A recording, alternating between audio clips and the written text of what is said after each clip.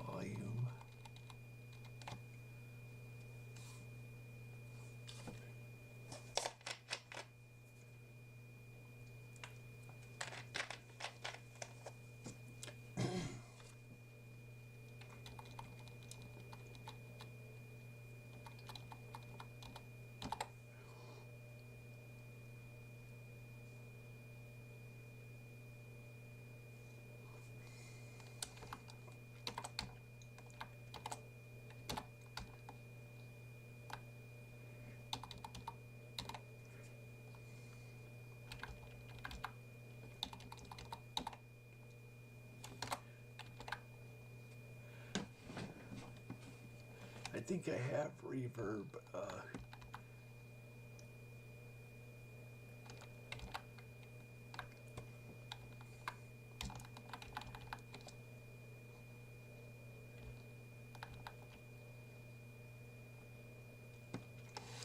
I have reverb as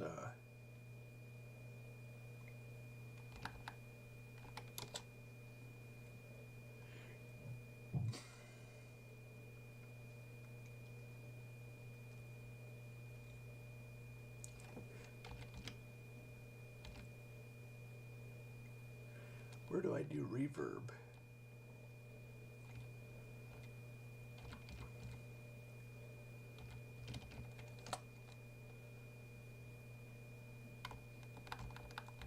I do reverb in here.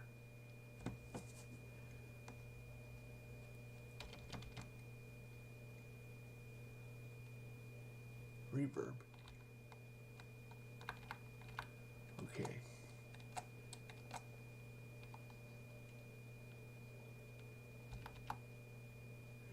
Get rid of that.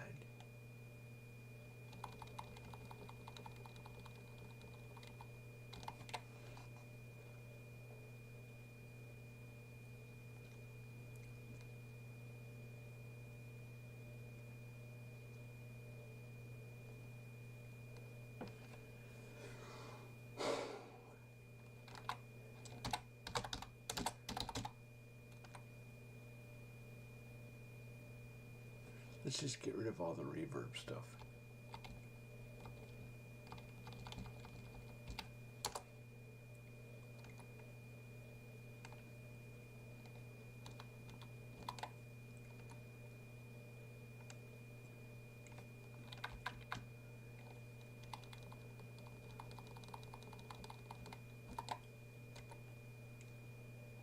If reverb intensity and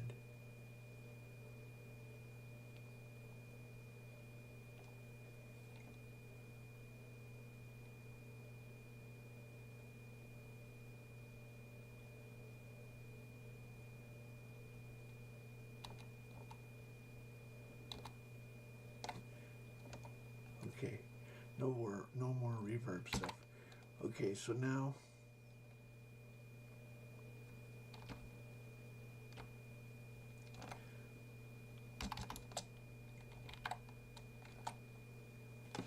okay, this is garbage.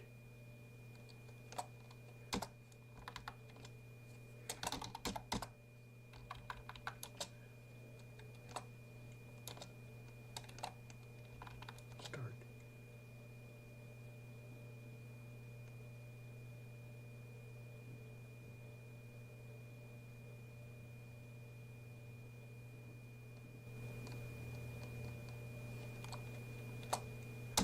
Garbage.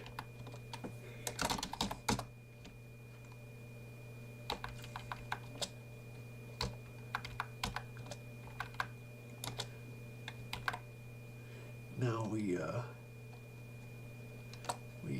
let's see.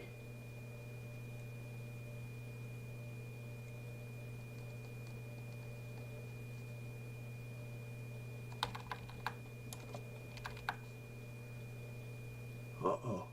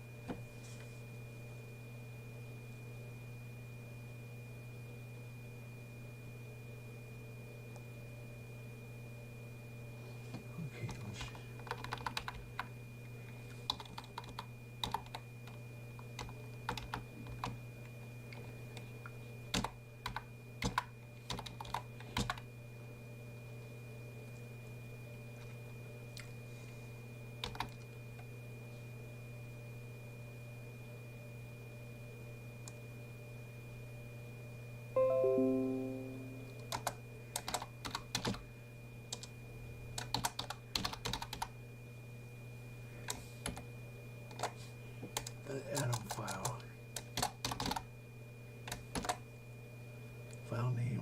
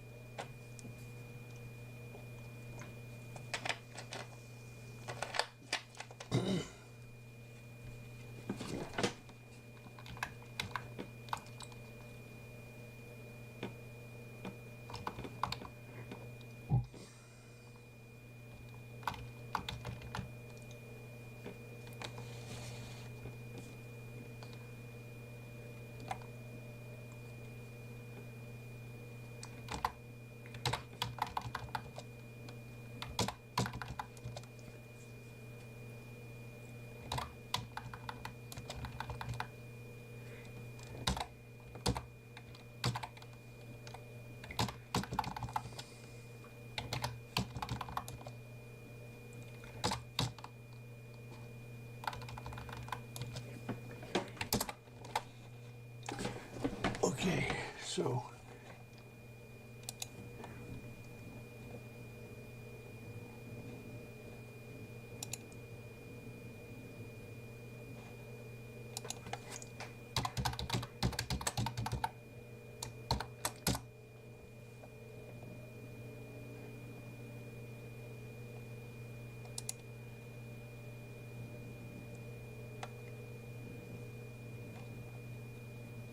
I deleted some files, and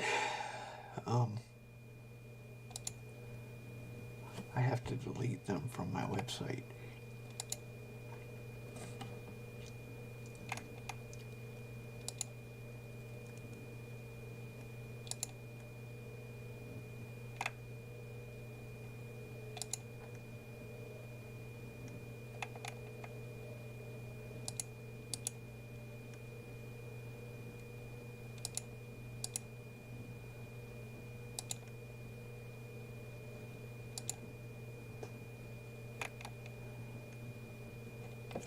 Okay.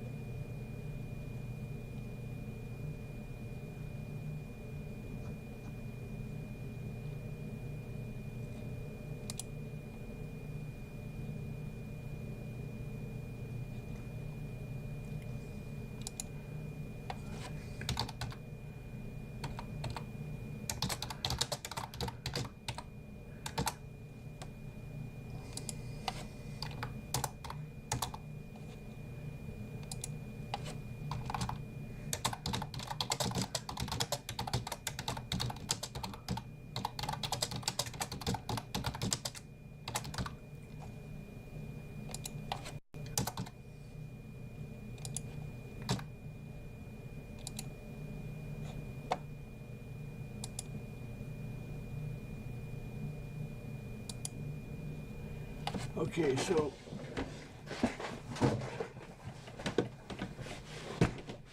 it's doing a lot more than just compiling. It's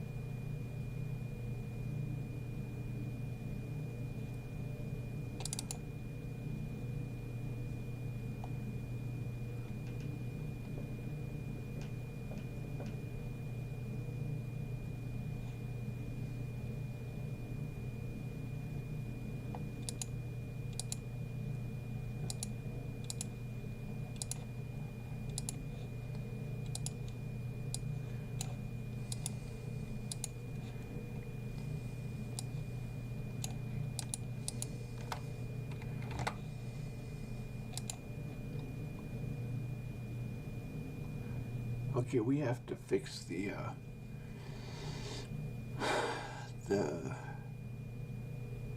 memory allocator.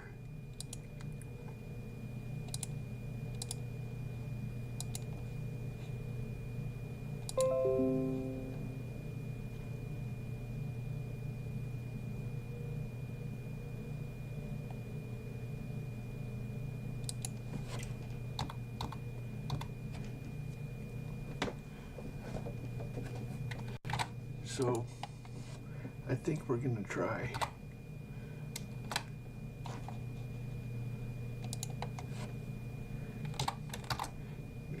to try 64-bit address space.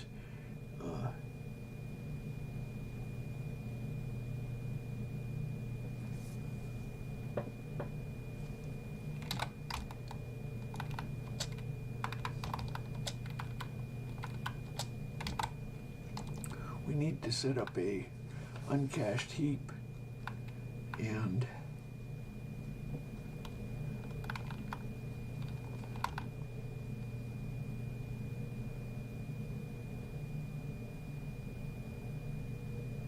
uh-oh.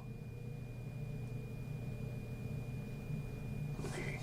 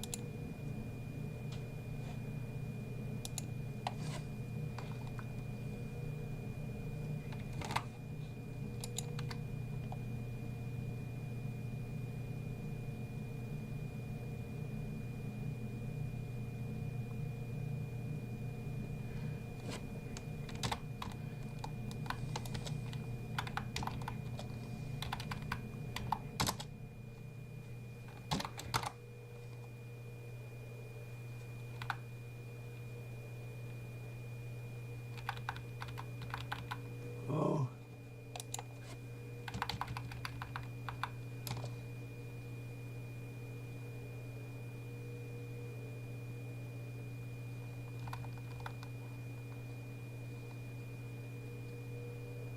Now it should work.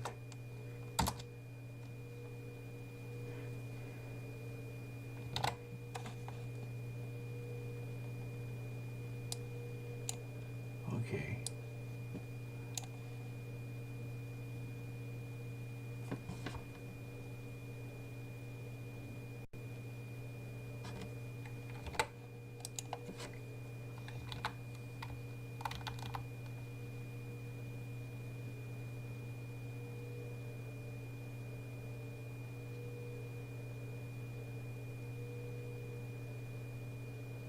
Oh, okay.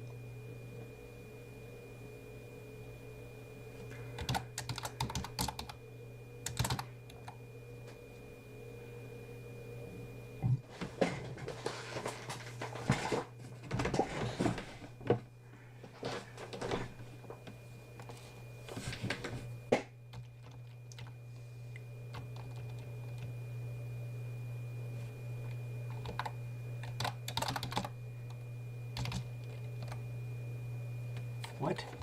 What are you talking about?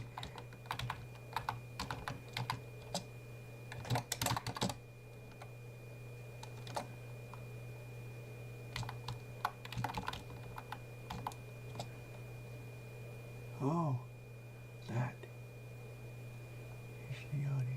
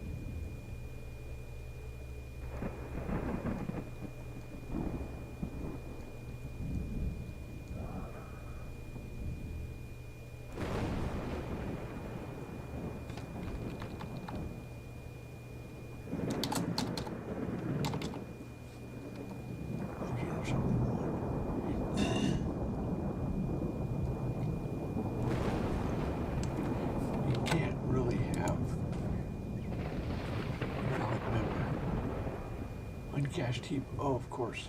Okay. So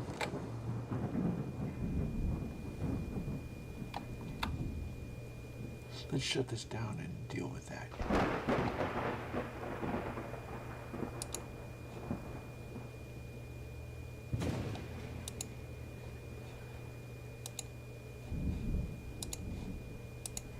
Okay. So I should have known about that. So what we need to do is allocate uncached RAM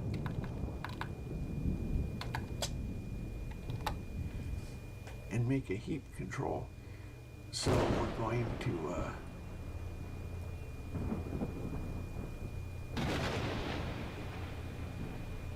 well, I got rid of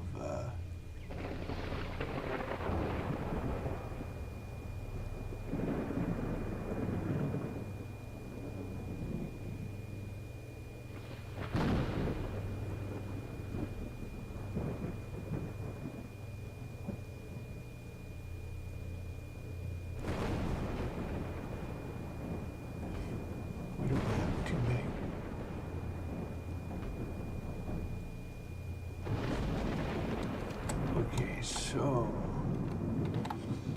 in the lectures,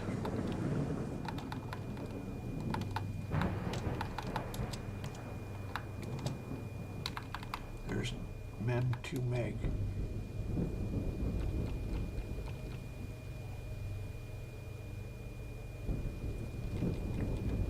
So we have to include this.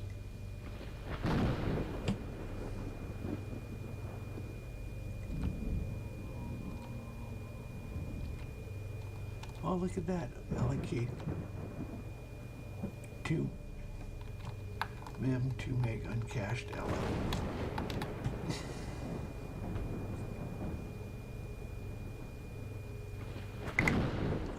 Okay.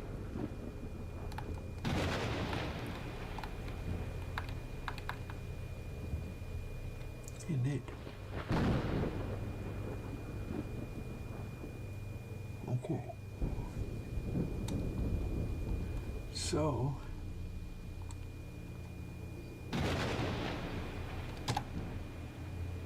demo lectures 2 meg.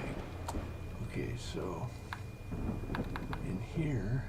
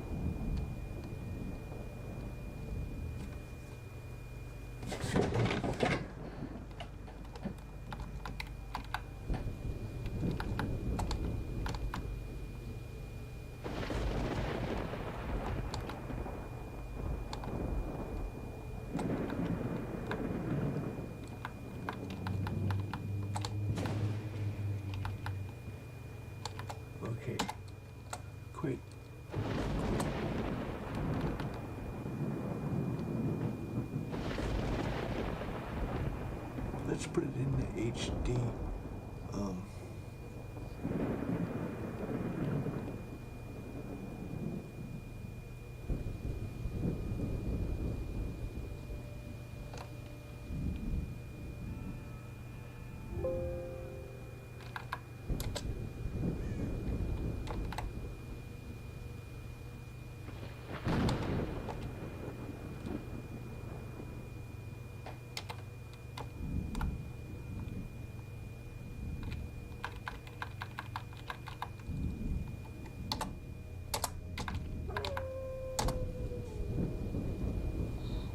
Okay, so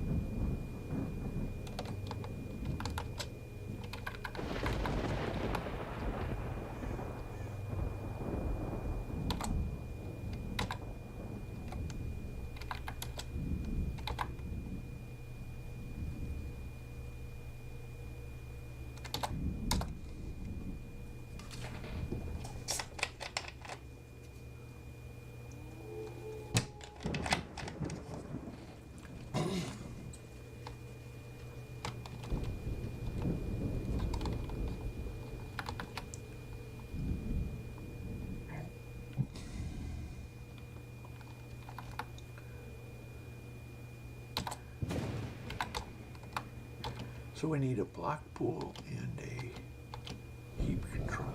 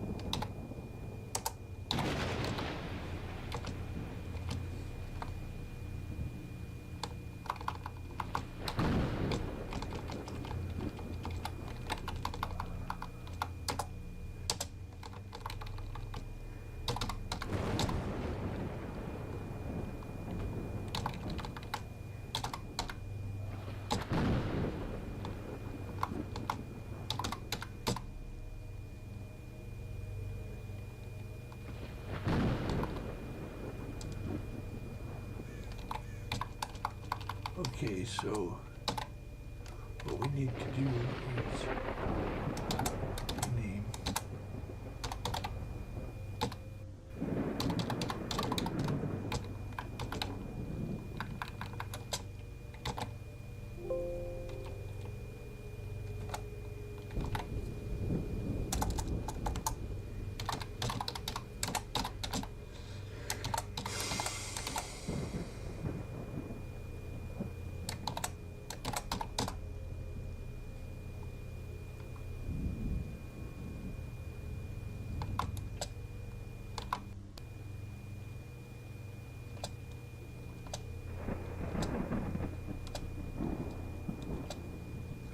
Okay.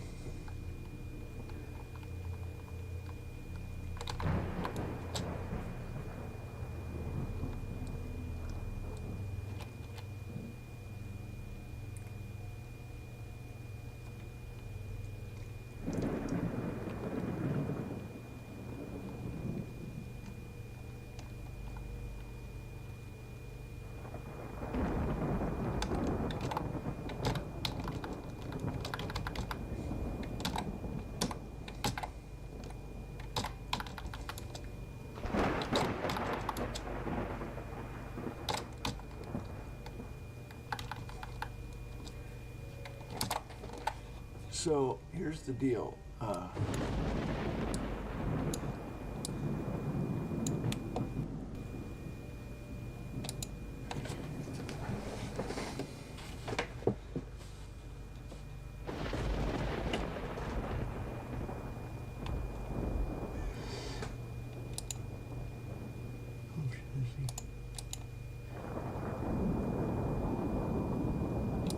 So here's the deal.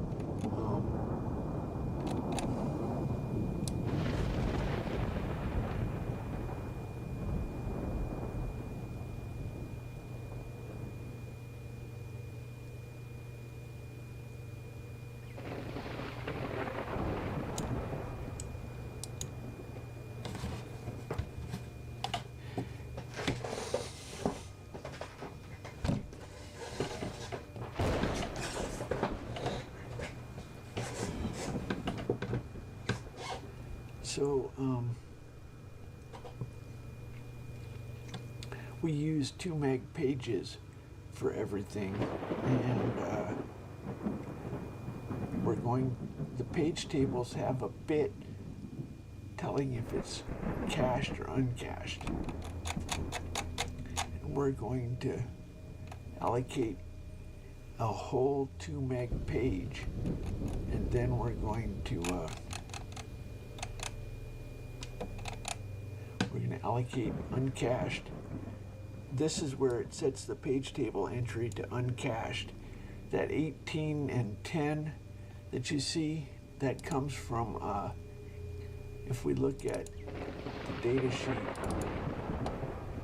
for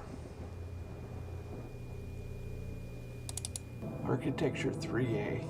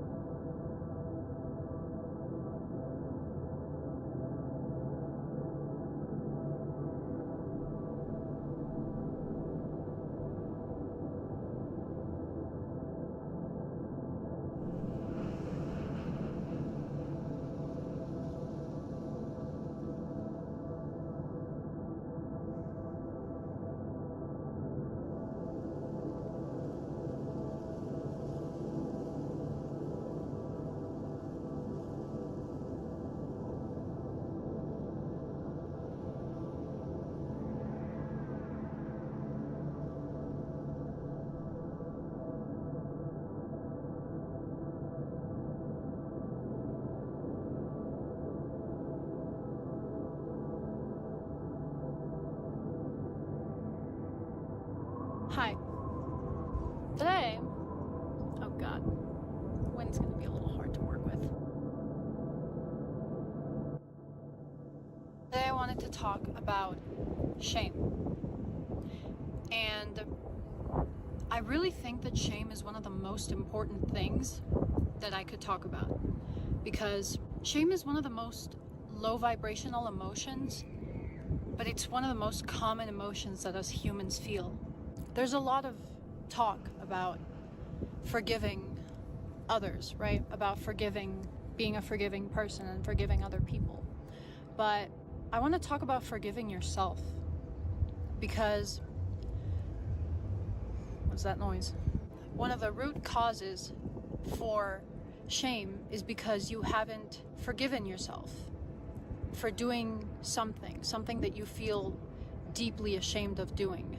And I'm here to tell you that you don't have to be ashamed. You don't have to be ashamed of those mistakes that you made. I think it's important to recognize that you made mistakes, but don't shame yourself for it. At the end of the day, so many of us just grew up and we went through so much. We went through trauma. We went through abuse or violence or grief.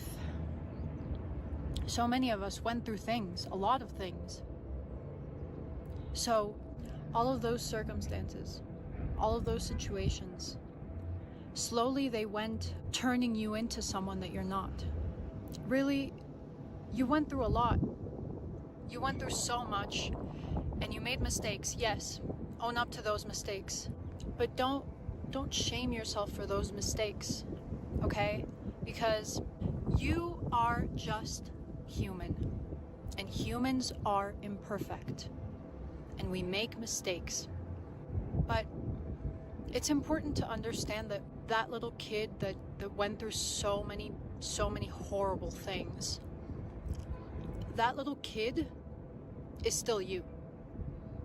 That little kid still lives in you. And you need to be kinder to that little kid.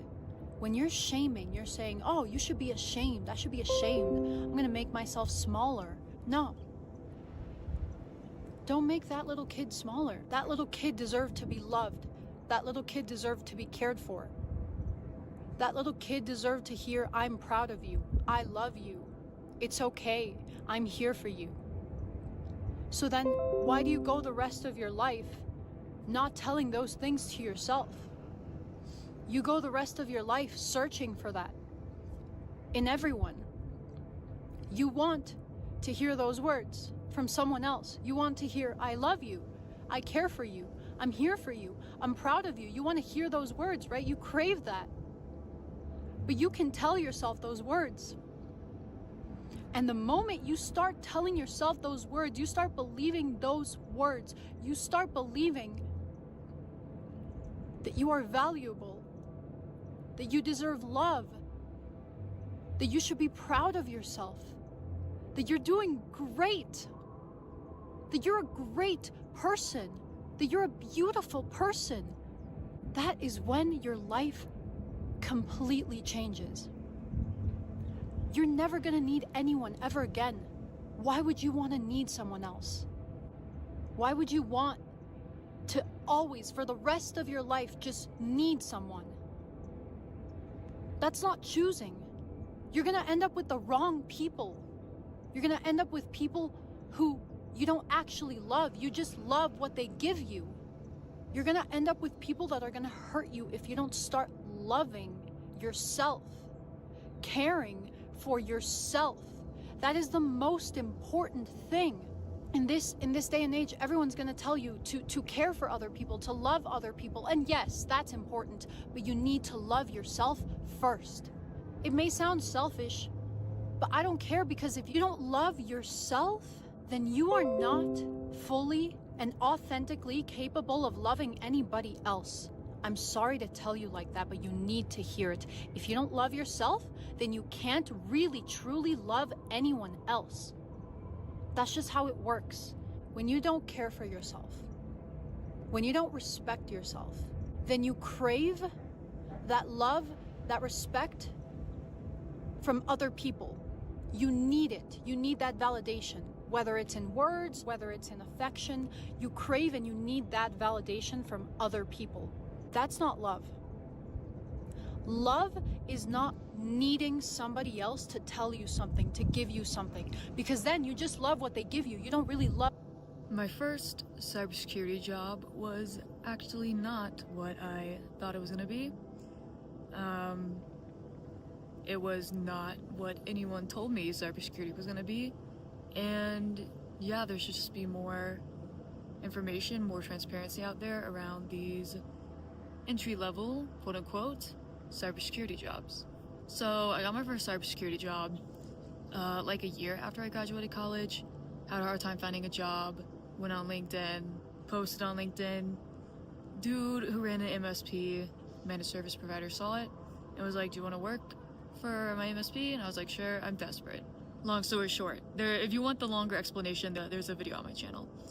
But yeah, posted on LinkedIn, MSP owner saw it, hired me on to work for his MSP. While I was working for his MSP, I was also doing a day job of a information technology teacher. So he kind of brought me on, didn't pay me for 6 months because I had to like learn the ropes or whatever. Yeah, just did like a bunch of help desk with no pay. And then 6 months later, I got paid $25 an hour to do help desk, but also if you work for a small company, you know, you have to wear a lot of hats. So I was doing help desk, security stuff, setting up seams, security tool testing, testing like EDRs, setting up detection rules, going to conferences, sales engineering, analyzing vulnerabilities and then communicating them to clients, and then also help desk, also all while getting paid $52,000 a year. So I was working like 4 hours a night on help desk, no pay. 6 months later, got hired under contract at $52,000 a year, then was doing all the stuff that I listed. And then I would be like, hey, I can't afford to live, like $52,000 in the US doesn't get you very far. So I was like, is there a way that I could get a raise, like so I can afford to live? Because at the time I was like living in my parents' basement, can't pay rent. So I was like,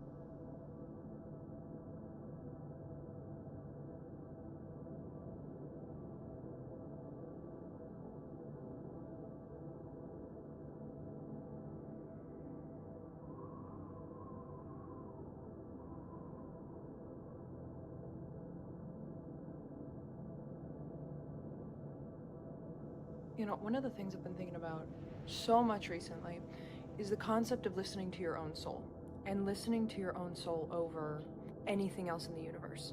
And the reason that I want to talk about this is because I don't know if you guys know who Leo Skeppy is. You probably do. And I'm someone that personally really likes his content. He always talks about listening to your soul and following what your soul tells you to do. And he's been saying that a lot recently, like, oh, my soul told me to do this, my soul told me to do that. And it made me realize, like, I am not listening to my soul at fucking all. At all, for any reason. I, like, put my soul on the absolute back burner, and I'm like, whatever my intuition tells me, whatever my heart and soul tells me to do, I'll listen to it, but only, like, the big stuff. Only, like, oh, you know, don't go running out in the middle of the street, which I fear is more logic than intuition. but I never listened to those little like whisperings in the background of my soul, like, oh, you should go here, or oh, you should do this, or oh, you should chase after this, or you should buy this, or you should do this. I don't listen to that shit at fucking all. My soul is like the back burner of my life right now. And I didn't realize this till I was watching one of his podcasts, and he said something along the lines of, he was looking for a photographer. He was talking about how he had like cut his podcast deal, he cut his ties with his management, and he needed a photographer for his merch line, and how he just cut ties with a whole bunch of money that he could have gotten. And suddenly he woke up and he's like, I need to go shopping at Tom Ford. He's like, well, why do I need to go shopping at Tom Ford? Why do I feel drawn to go there?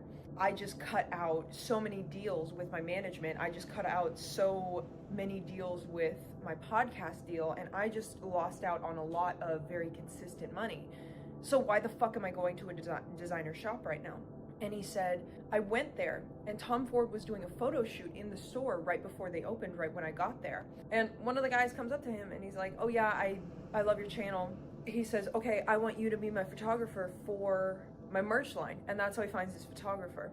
And recently he also, I think he was mentioning reading the Quran, reading the Bible, and and that's like what his soul was guiding him to do. And literally it was just a decision, like he felt drawn to a thing and he decided to go towards that thing.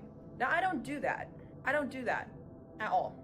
And I know that this is a little bit like, if you're a very logical person, this is not going to make any sense to you, but our souls and our hearts speak to us, whether it is a science thing, like if it's biological, it's like instinctual, or if it is something from God, something from the ether, something from the universe that is talking through us, or whatever it is, that weird little, like, if you've ever watched Pinocchio, the Jiminy Cricket, the consciousness behind all of us speaks to us somehow. And there is some validity to say that that is a real phenomenon that occurs. I don't listen to that. Like, it keeps happening over and over where I will have just an awful feeling about something, a horrible feeling about something, and I'm like, no, I'm gonna force myself to go through this experience because, like, who am I to not have this experience just because I have a bad feeling about it or whatever? Or I have a feeling that I need to do something, or I need to read something, or I need to go somewhere, and I don't do it. And even with this channel, like, sometimes I'll feel called to talk about something or to say something, and then I hold myself back. And then as I'm watching the video back, I'm like, why didn't I say that? What if someone needed to hear that? What if that was something that could have helped someone out there? But again, that little voice that speaks to me, I don't listen. I don't listen to it at all.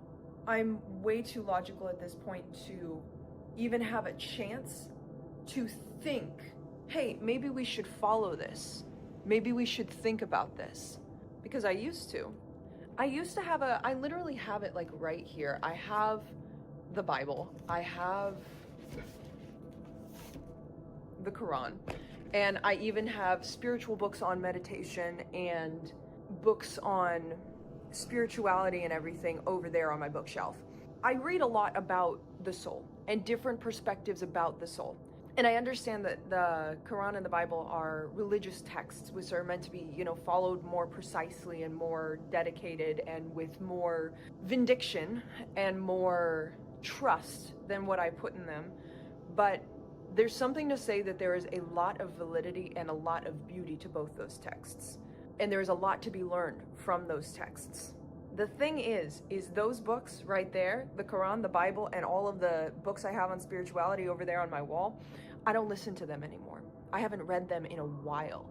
I have not picked them up and looked into my soul in a moment to be like, hey, you know that weird voice that always tries to guide me to the right thing, whether you believe it's God, the universe, your own soul, whatever you believe that voice is, why are we not listening to it?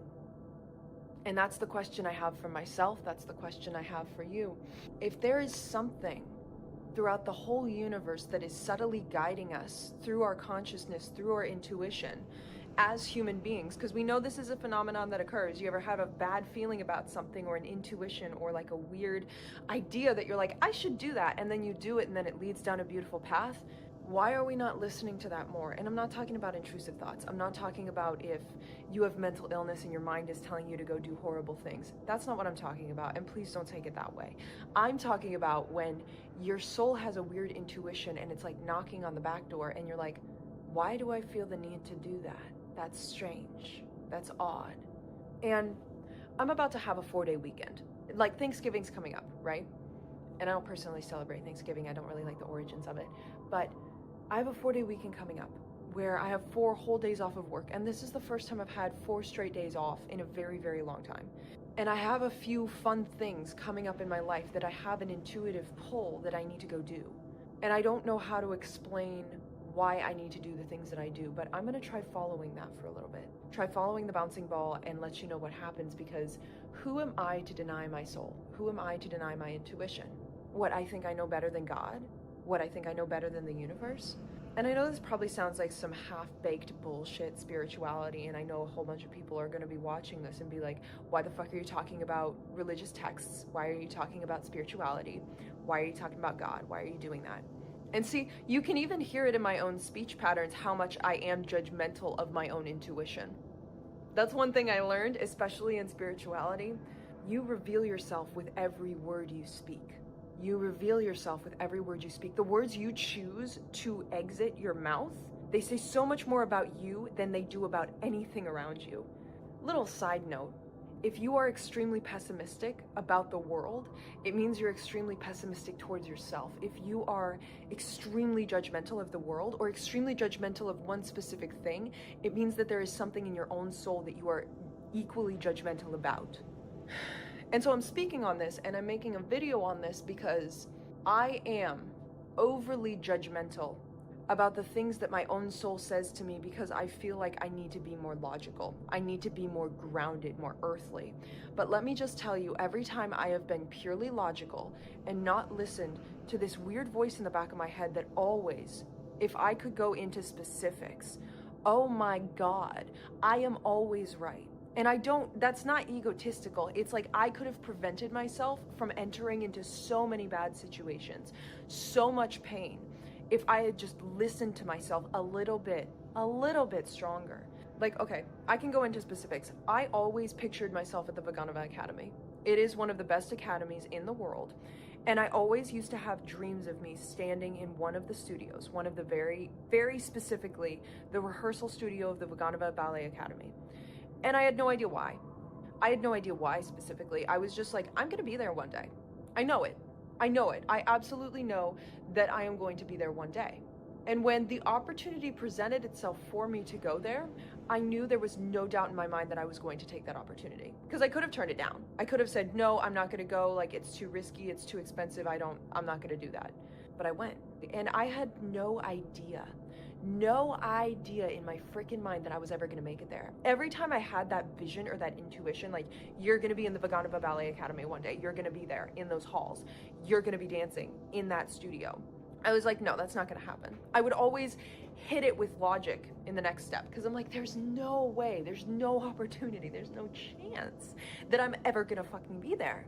And then I sat, and then when I finally was there, I had no idea how the fuck I got there. And I gotta say, the way I got there was through some God shit. It was through some universal turning around. It was moving mountains that the universe did to get me there. And it was so strange, because it's like everything that I was thinking was gonna happen, happened. And everything I was feeling was gonna happen, happened. But the whole time that I was having this weird feeling, this weird intuition, having dreams about it, having spiritual musings, if you will, of these experiences that I had later in life, because this has happened my whole fucking life, I always hit it with, that's never gonna happen. Why am I thinking this? This is ludicrous. I wish I stopped having these dreams. Like, just trying to throw it away.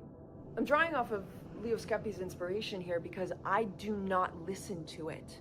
And it's screaming at me what I need to be doing, what I need to be going for, who I need to be, what my day should be.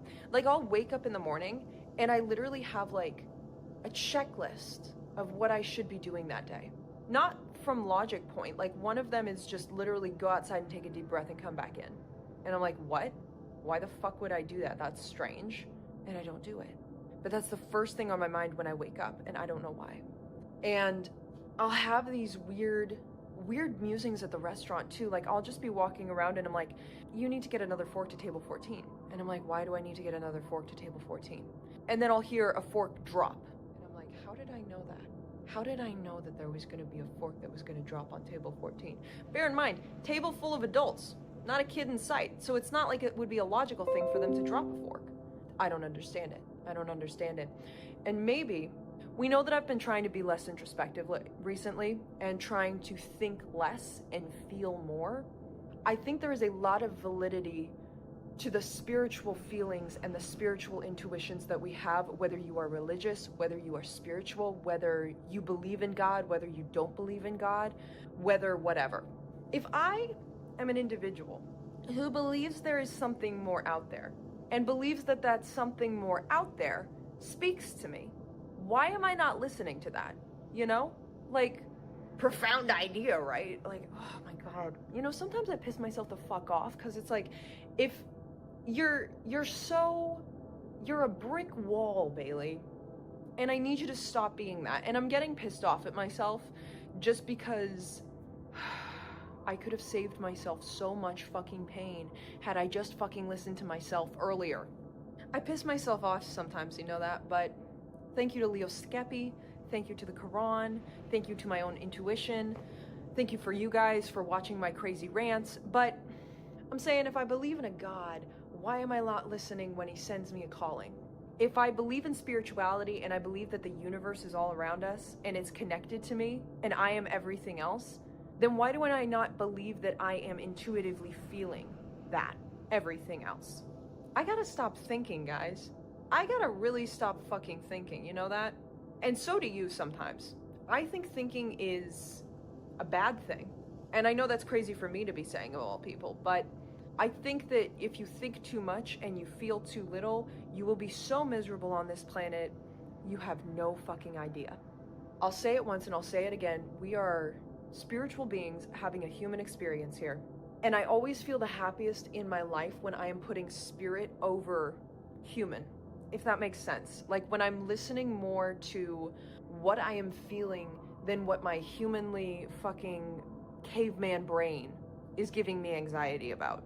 And I don't know if this is anything you guys need to hear or anything I need to hear, but this was weighing on my chest and I could not stop thinking about it, and I wanted to speak about it because I guarantee a lot of people who find a lot of comfort in what I have to say are probably overthinkers, are probably people who drive themselves insane with what they are thinking because they are trying to make logic out of a spiritual experience.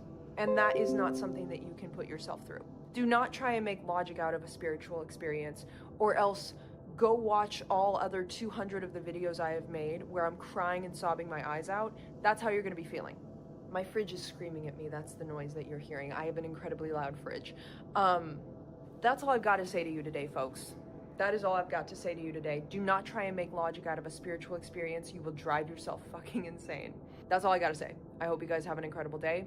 If you don't believe in spirituality and you don't believe in religion, I'm sorry, maybe this wasn't the video for you. But I make these videos for me. I make these to share my own experience, and this is what I am experiencing right now. And I love you guys a lot. And please be respectful in the comments because I did mention religious texts, and I don't want to.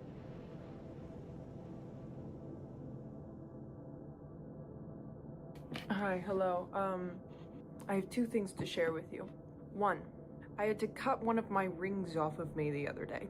And you're probably like, Bailey, what do you mean you had to cut one of your rings off of you the other day? So you guys know how I normally wear that one little, it's like a gold nugget ring right on this finger. So you know that I've been wearing that ring. What you don't know is that that ring has been stuck on my finger for about 7 months. And you're like, Bailey, what the actual fuck? What do you mean you had a ring stuck on your finger for 7 months? And it fell off of this finger as I was washing the dishes. And so I was like, okay, let me put it on this finger for the time being. I should have just set it to the side. but I didn't. I put it on my middle finger. And when I was finished washing, I forgot that I left it there. And it got stuck, and I could not get it off my finger for the life of me. And I was like, it's okay, I'll just clean it, you know, clean around it, whatever, it's fine. And I would sleep in it, shower in it, and I'm like, that guy's really stuck on there. One day I'll be able to get it off, you know, like one day I'll just get it off there. And it didn't. And it started bugging me real bad. Like there was like a blister underneath it. And eventually I mentioned this to my friend, and he's like, Bailey, what the fuck? Got a pair of pliers and cut that bitch off me. I never know how to let go. I only know how to let things linger. But 2, I'm feeling really uninspired. And this is the main thing that I want to talk about. So I've been yapping on the internet for like a year now, right? And the reason that I've been yapping on the internet for a year is because I didn't really speak till I was like 22 years old. I really didn't. I was a really quiet person. I barely said 2 words. Everyone knew me as, oh yeah, that's Bailey over there. She doesn't talk much. And so when I started this channel, I kind of had a backlog of thought. I had a backlog of stories. I had a backlog of stories that I've been wanting to share my entire life. And now I'm tired, and I feel uninspired, and I don't really have that much to say. And I feel like I'm repeating myself a lot, like I'm saying the same things over and over and over again, and I don't mean to. And I feel like whenever I try to record a video, it feels like word vomit. It doesn't feel right. It doesn't feel good. And I know that the purpose of this channel isn't, you know, to have perfectly polished, wonderful videos, or to, you know, be some kind of self-help guru or whatever the fuck. This is literally just a place of self-expression. But right now I'm quiet. I am introspective. It feels like word vomit. It feels like what I'm saying isn't as poignant or as thought through or as clarified or as researched as I would like it to be, because as much as I want this channel to be about self-expression, it's also grown into giving advice and giving tips about how to change around things in your mind and how to learn and grow and change as a human being, as well as sharing my own individuality and my own stories. It's grown into more than I ever could have imagined it to be. And part of me wants space to get my words right. I want some space and some time to make sure that what I'm saying is actually worth hearing, you know? And when I had to cut this ring off me, it taught me something about myself. I will let my feelings linger. I will let my thoughts and feelings and problems linger till it becomes so bad that I have to literally cut it out of my life in a dramatic fashion. And not because I am some kind of self-destructive, awful, horrible individual, but because I'm very bad at recognizing what I need when I need it. I'm very bad at recognizing when a problem is a problem. And I wouldn't say that my last couple of videos were a problem, but I'm saying I am uninspired, and that in and of itself is a problem. So, and this isn't some massive declaration, it's just to share my thoughts, but I kind of want to switch over to a different kind of posting schedule, one where I post a few less videos a week, just so I can get my fucking thoughts out without it sounding like a crazy person babbling. I don't know what that looks like. I know that I don't want to leave YouTube. I know that I really like it here, but I also know I am uninspired. I really, really am. Even if something happens in my life that I'm like, ooh, I could make a video about that, or like, oh, I found this on the internet, or like, ooh, this is a really good mindset trick that I should share with them. It still just feels like I sit down and I can't put one word in front of the other in front of the other. And the thing about creativity is that it can't always be accessed. Creativity is kind of like a cup filled with water. And when you're creative, you're drinking the water, and when it's run out, you gotta wait till it rains again for the cup to fill back up. Like, you have to wait for that storm of creativity to hit again before you have enough water to drink from the creativity cup. You see what I mean about word vomit and babbling? You see, like, my thoughts and my brain and my ideas are not where I want them to be. And I know that I think better than this and I speak better than this. And it's pissing me off that these are the words that I'm saying. Like sometimes I'll even sit down to make a video and I'll hear what I'm saying, or I'll listen afterwards and I'm like, this is some bullshit. Like this is some actual bullshit. I don't know if that means I do these same episodes but I post less, or if we do a once a week longer podcast episode, or if I just need a break, or what I need. But I know that the second I noticed that this ring was stuck on my finger, I should have done something about it. And I do this my whole life. Whenever I know that there needs to be a change, whenever I know that there's something that is bugging me, whether it's just a small thought, or it's something that actually is like something that could build and become something very dangerous in the future, or something that, whatever. I have a thought, I have a feeling, I have an intuition, and I don't act on it. I let it linger for months, years, decades, and then I'll do something about it. And this is one of those things where I'm trying to catch it before it becomes stuck on me for 7 months, before it becomes a bigger issue. So I'm declaring out loud very publicly that I feel uninspired. I feel like I need a change. I don't know what that change is going to be, but I know I need it. And I'm always going to be me. Don't worry, I'm not going to turn into something that I'm not. I'm not going to twist myself into some kind of strange influencer. Nothing against those guys who do that kind of thing, but that's just not me. I feel restless. I feel like there's something more that I want to do and I want to create, but I feel like it's not being expressed the way I would like it to. And it's hard to explain, but there's more I want to create, but I don't know what that more is. And that's probably the truest sentence I've said in a while. I know there's more I want to create, but I don't know what that more is. And I think I need to give myself some space instead of just like pumping out videos like I have been for the past year, to just give myself some space to figure out what this feeling is and how it would like to be expressed. If you see me switching up the video style, or you see me going away for a little bit, don't worry, I'm coming back, but I'm restless and I don't have as much to talk about anymore. That's where I'm sitting. I think I need space and perspective to come back to myself, because I feel shaken by absolutely nothing. Everything in my life is going perfectly.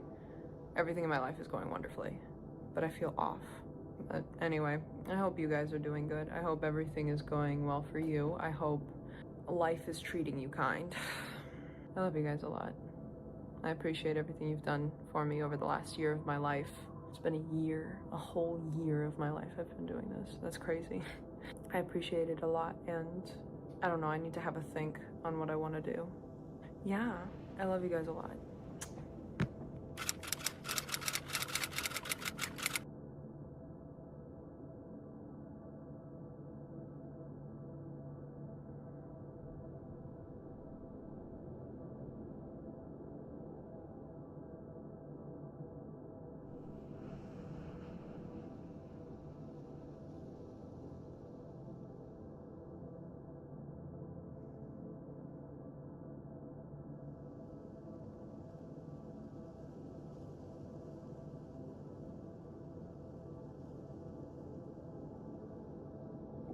You shouldn't be afraid of who you are.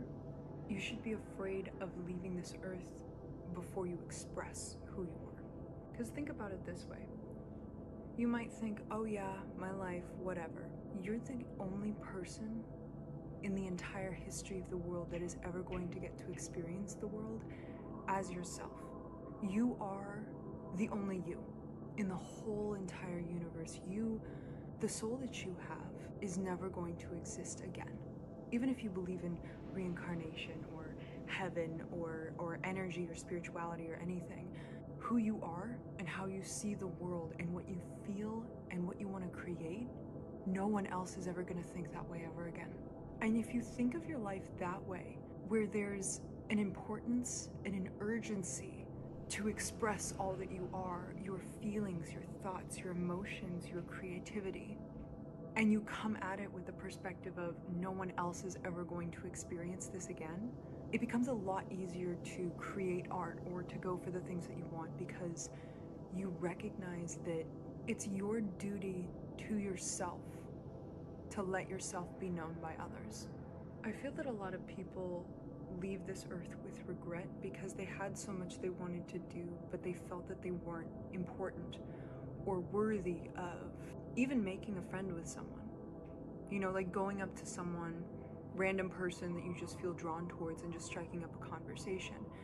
People don't even want to do that anymore because they feel as though they will be judged so harshly for just doing that, or they feel as though they are not worthy of putting themselves out there. That we are losing so many souls to fear.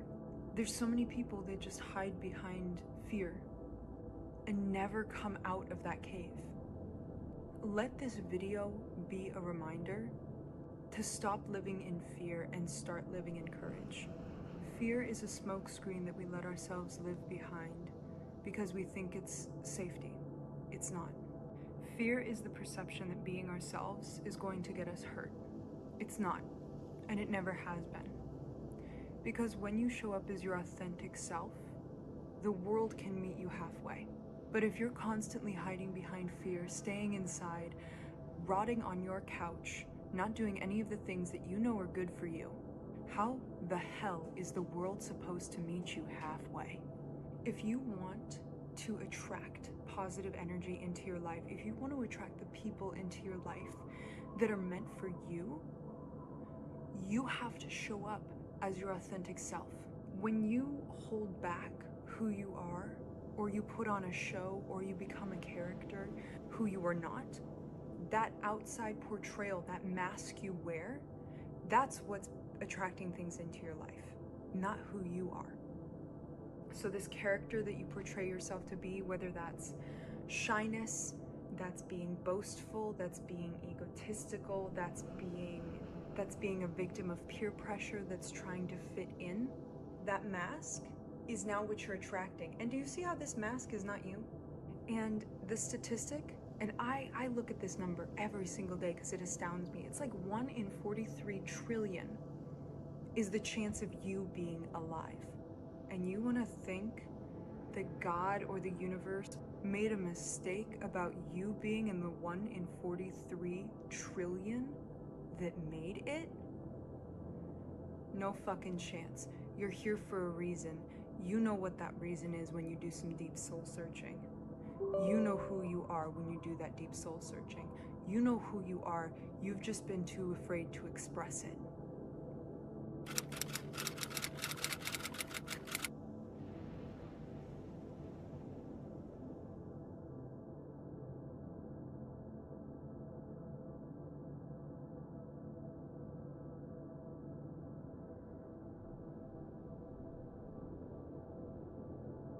Hi, hello, I hope you're doing well.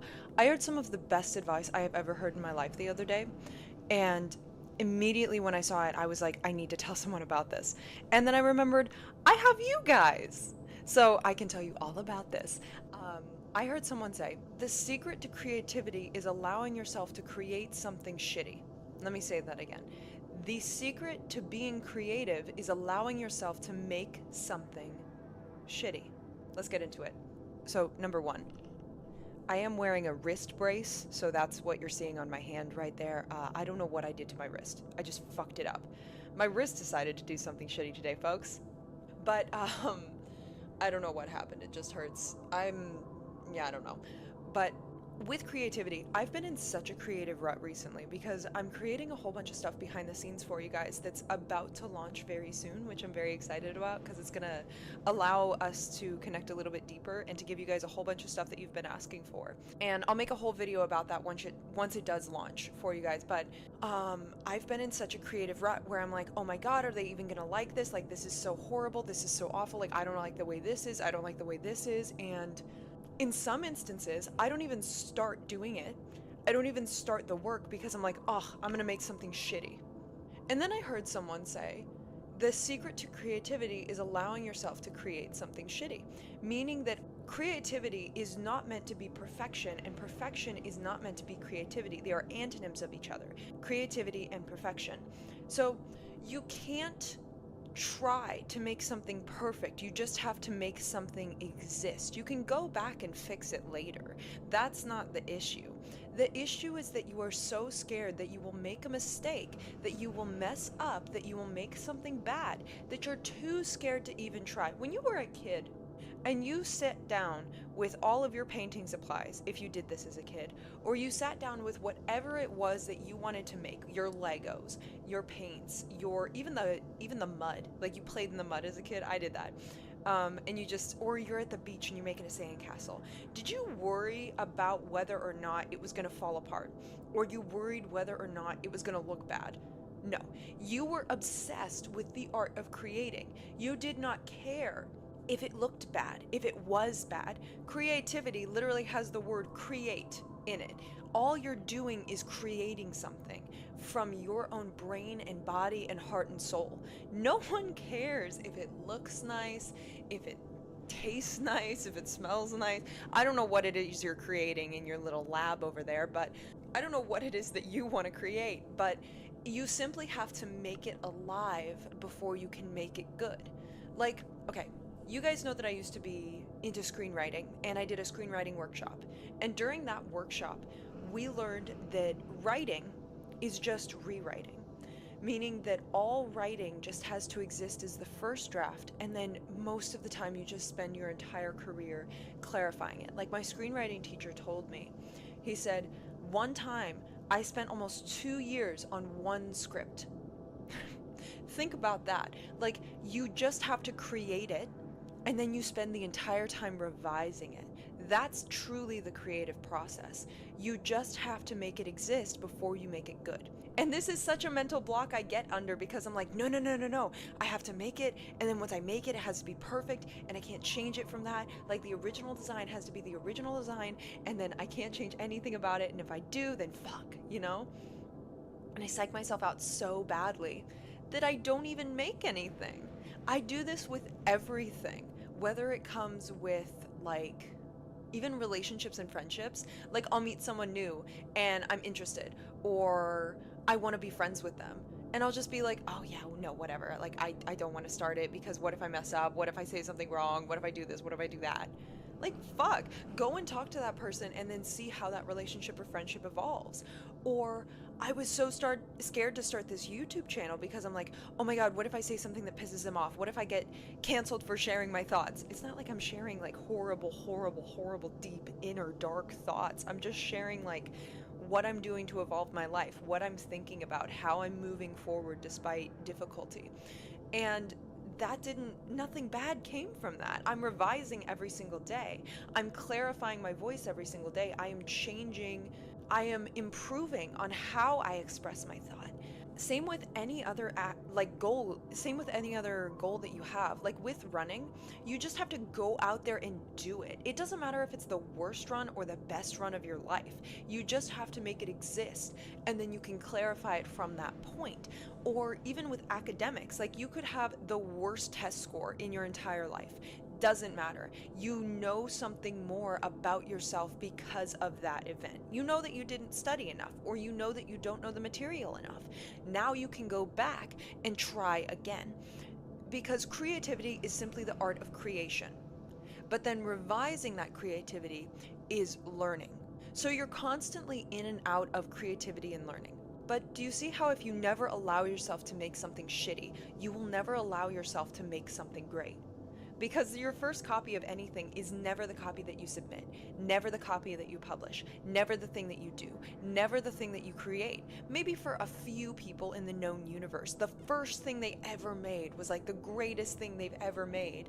And that was the thing for them. They made this amazing book, or they made this amazing movie, or they like won a Nobel Prize off of their first experiment or some shit. And that was it. We're not them, okay? Maybe you are, but you just have to make something shitty. Like, just let yourself exist. Let yourself be human. Let yourself put your hands in the mud and squelch it between your hands and feel alive for a moment. Feel connected to yourself and the art of creation, and just birth something. That's all you have to do. No one's asking you to be perfect. The only person that's asking you to be perfect is that little voice in the back of your head that tells you that you're stupid and horrible and awful. That's the voice telling you that it has to be perfect. Don't listen to that motherfucker. That motherfucker never did a damn good thing in its entire life. And all it is a hater. There's a hater in the back of your head telling you you have to be perfect. Don't listen to them. Imagine if they were a hater, like leaving a comment under one of your videos, or they were like a bully in real life telling you how you should live your life. Would you listen to them? No. They'd be annoying and they'd be hurtful, but they're not the one in the driver's seat. Ultimately, even if they've hurt you your entire life, this little voice in the back of your head, it's not the motherfucker in control. And tell that motherfucker to fuck off, because in order to be good, you have to be shitty. Every single person who's ever gone out and they've been like the best runner in the world, or the best scientist in the world, or they've won an Oscar or a Grammy, or they're like the best in their field, they were once a beginner who knew nothing. And of course they had talent, and of course they had hard work, and of course they had ethic, and they had dedication and discipline. But those were all skills that they learned along the way. Those were all things that they gathered along their journey. Those are things that they used to help them build to their success. But everyone who succeeded, obviously they had some form of luck, but they also were once very shitty. And I leave you here with that today, folks, because hearing that made me feel a lot more comfortable with the art of creation, and it made me go out and finally get over every single mental block I had around moving forward in my life. So, take the pressure off yourself.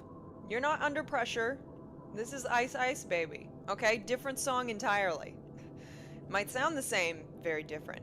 But, I mean, stop making life harder than it has to fucking be. Like, take the weight off your shoulders that you yourself are putting there.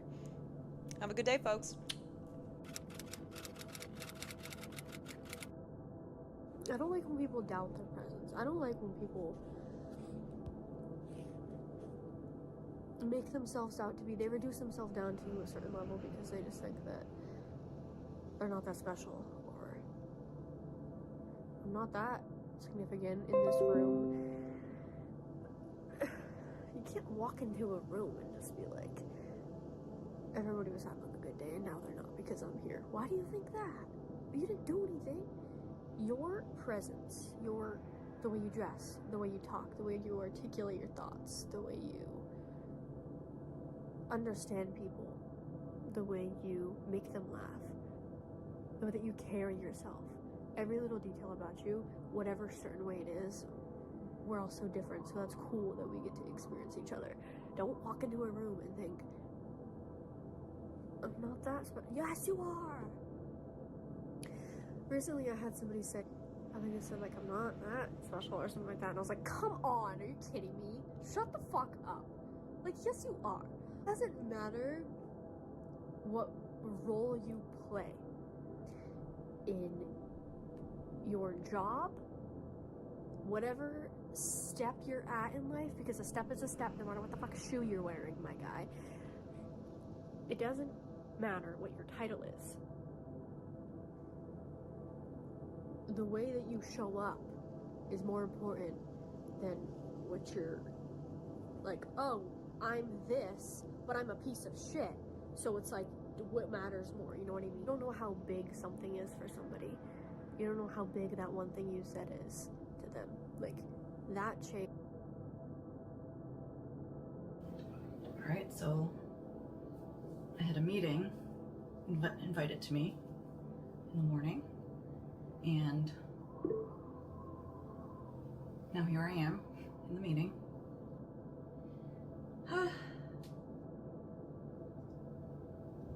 Kind of have an idea of what this is about.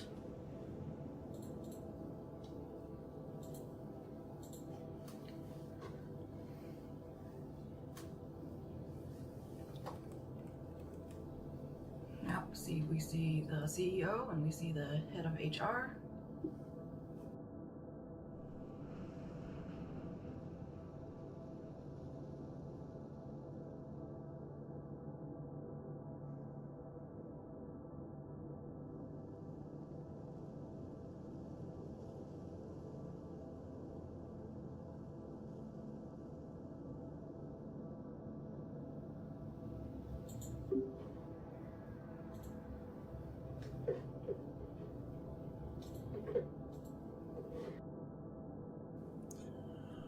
Okay.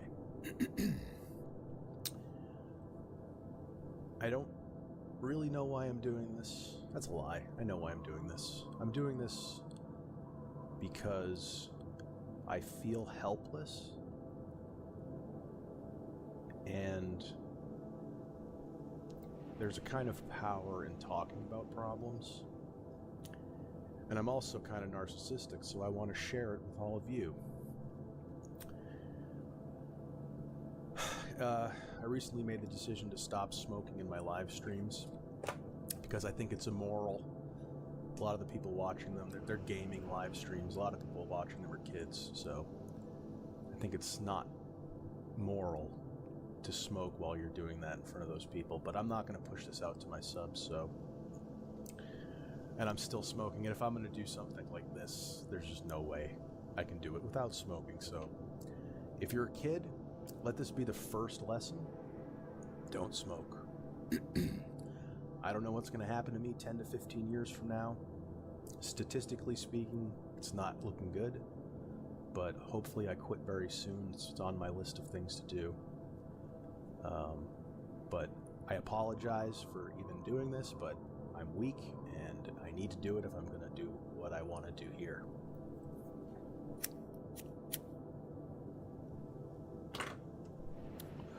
Probably smoke 10 of them before this is over. So, I am a 35-year-old loser. And there's no getting around that fact.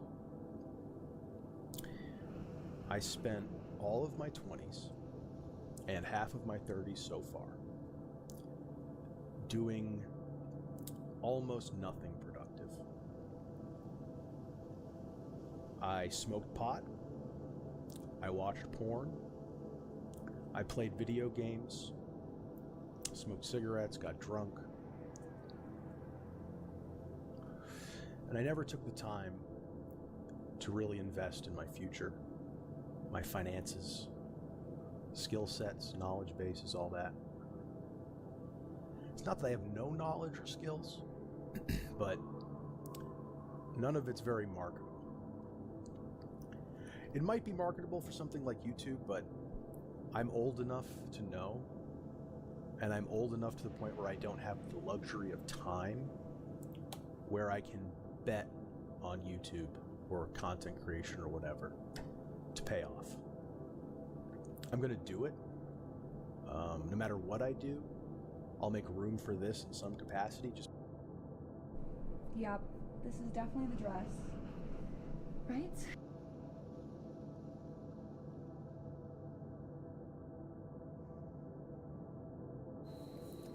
You know, at the moment, it might feel impossible to take another step. Everything inside of you, everything around you is telling you to just give up, is screaming at you, just give in. Doesn't matter. It's not that deep. And it is in those exact moments when you need to ask yourself, what if? What if I kept going, despite everything inside of me telling me to not do it? What if I kept going? What would that mean? That would mean that nothing can stop me. Nothing external can tell me what I choose to do or not. Because you always have a choice. You always have a choice. You can always pick to take another step. So just think, when it feels so impossible, when it feels like the last thing that you want to do, ask yourself, what if? What if I kept going? How strong would that mean I am?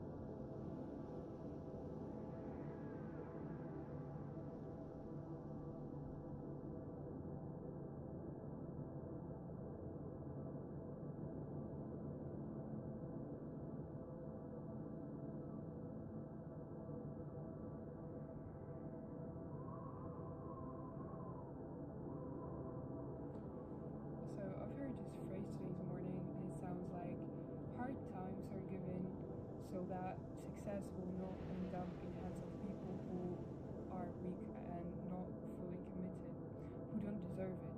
And I think it's so true, and it's such a good way to express all this journey to success, because I think many of you, and so am I, you are dreaming of something, of success in some particular sphere or some couple spheres. But before that, you have to know that there will be some hard times, I'm sure you're aware.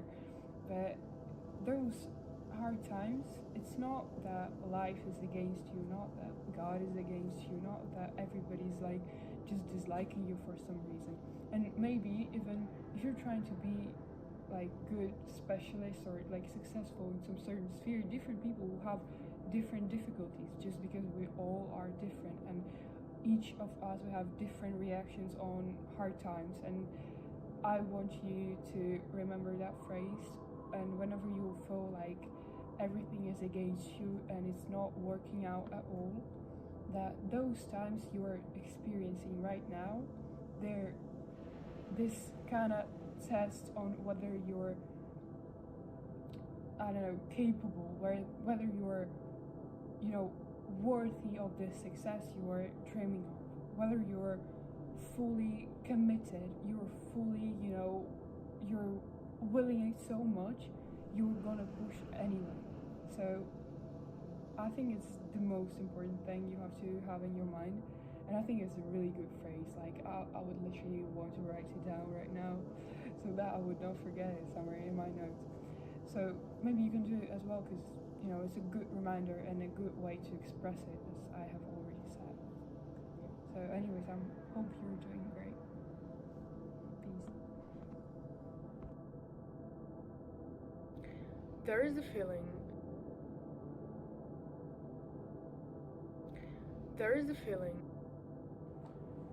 So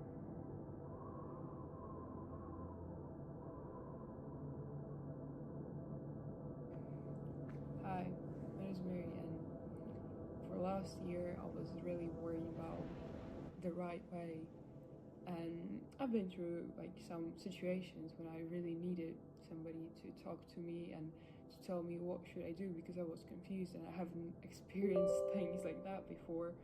And it was unfortunately not the best experience in my life, or like I believe it really changed me, but it was not really exciting and funny thing to go through it. And I think I'm still like in the process, but whatever.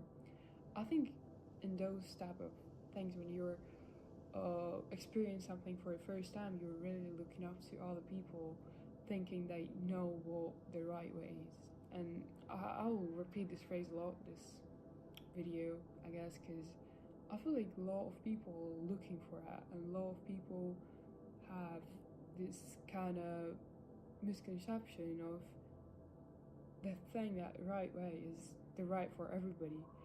And even in math, I've been thinking of it, and like even in math you have this equation, sometimes it has one solution, sometimes it has two, somehow it has none solution. And like it's crazy how even in such a precise science as math, it's not so obvious, it's not so seen that you have only one right solution. And why do we all are expecting from life, which is not as easy as math, I will say, why are we all expecting it to be only one thing, only one right thing for everybody? Like imagine there's 8 billion people, or whatever, 7, and you think there's gonna be one right thing to do for all of these people in such a situation? I don't really think so. And the right way, in my personal experience, and what do I have, found out like this year, right way is the way you do it, because it's only existing way. It's the only way that is already existing after you've done it. So you cannot ask people for advice. You cannot ask, or I mean you can for their perspective, but I think it's really bad habit to always ask others what do they think, because the right way is always in your head, not in theirs. And the right way, I just think whatever you do is the right way for you in that particular moment. Maybe, you know, shouting at your friend was not really good thing, but I cannot say it was not right because you have felt that way in that situation, and you just felt like shouting, and probably it was not a nice thing, and you realized it was not nice, so next time you would not. You know, everything you choose will lead you to some sort of experience, and probably the thing you have chosen, it is like it has some base of your feelings, of your mood, of your, you know, of the situation, of people around you, and you know it's somehow logical, and then the situation leads you to some decision which you are afraid to make because you feel like it's not right, but it will lead you to some sort of experience, and during this phase of, you know, experience, or like the after phase after you've made some decision, you'll actually figure out whether you will do it next time or not. But even though you may think, oh, it was a bad decision, it does not make it like false or not right though. Everything you've made, everything you will make is the right thing because you feel like that in that particular moment. If you feel like crying right now, it's the right thing to do. If you feel like going and just having a walk by yourself, it's the right thing to do probably as well, because I don't think anybody in the world could tell you that there'd be better way to deal and cope with your own emotion and situation than you. And I think you are the one who knows yourself the best. There would never be a person who knows yourself better than you do. And trust me, you cannot trust person who haven't read a book to paint a cover. You cannot trust a person who had never seen a film to give some critic or some advice to a producer who had filmed it, because they haven't seen the film, they haven't seen the whole film. Maybe they have seen some scenes, maybe they have seen some trailer or, you know, featuring actors, but they have never seen the whole movie. And the only one who had seen it from the start till this moment is you. And so it's only your power to, you know what is gonna be the right thing right now. And I really encourage you to take everything you are making or you have made, and probably makes you feel like cringy something you have done in the past, but maybe, and no, not maybe, I'm sure it was the thing you needed, you craved, and it just, the situation made you do so. So I think it's important to recognize that and be grateful you've had some experience connected.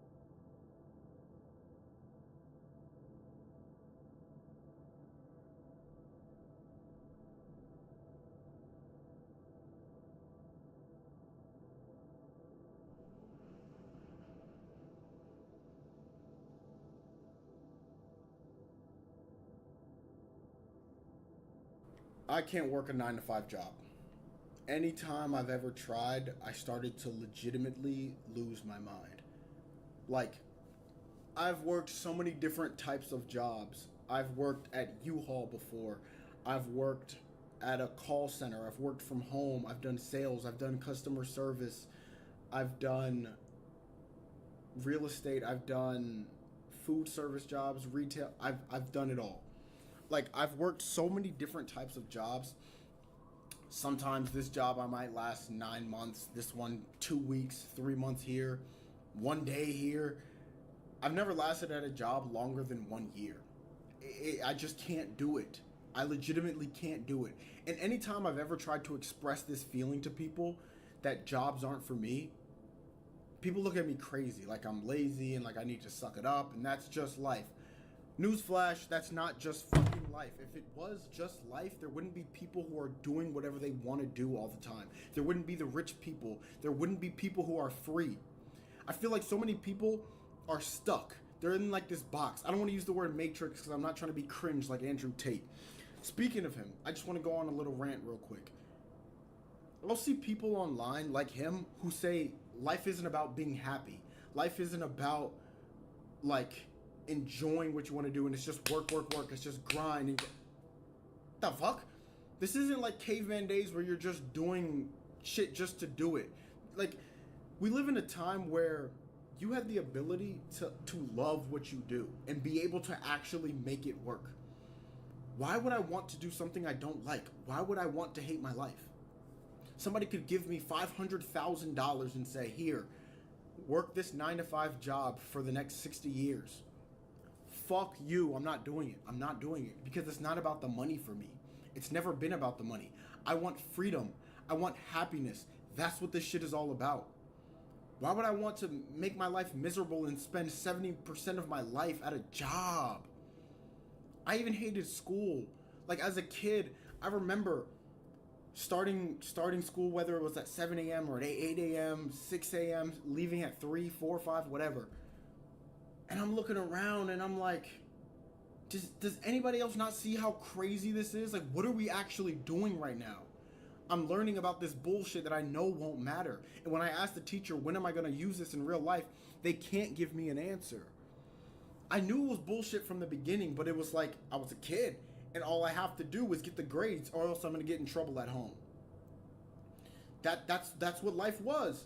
So now as an adult who's able to finally make decisions, I'm looking at the cycle basically repeat itself, where instead of it being school, it's work. And people are like, just do it.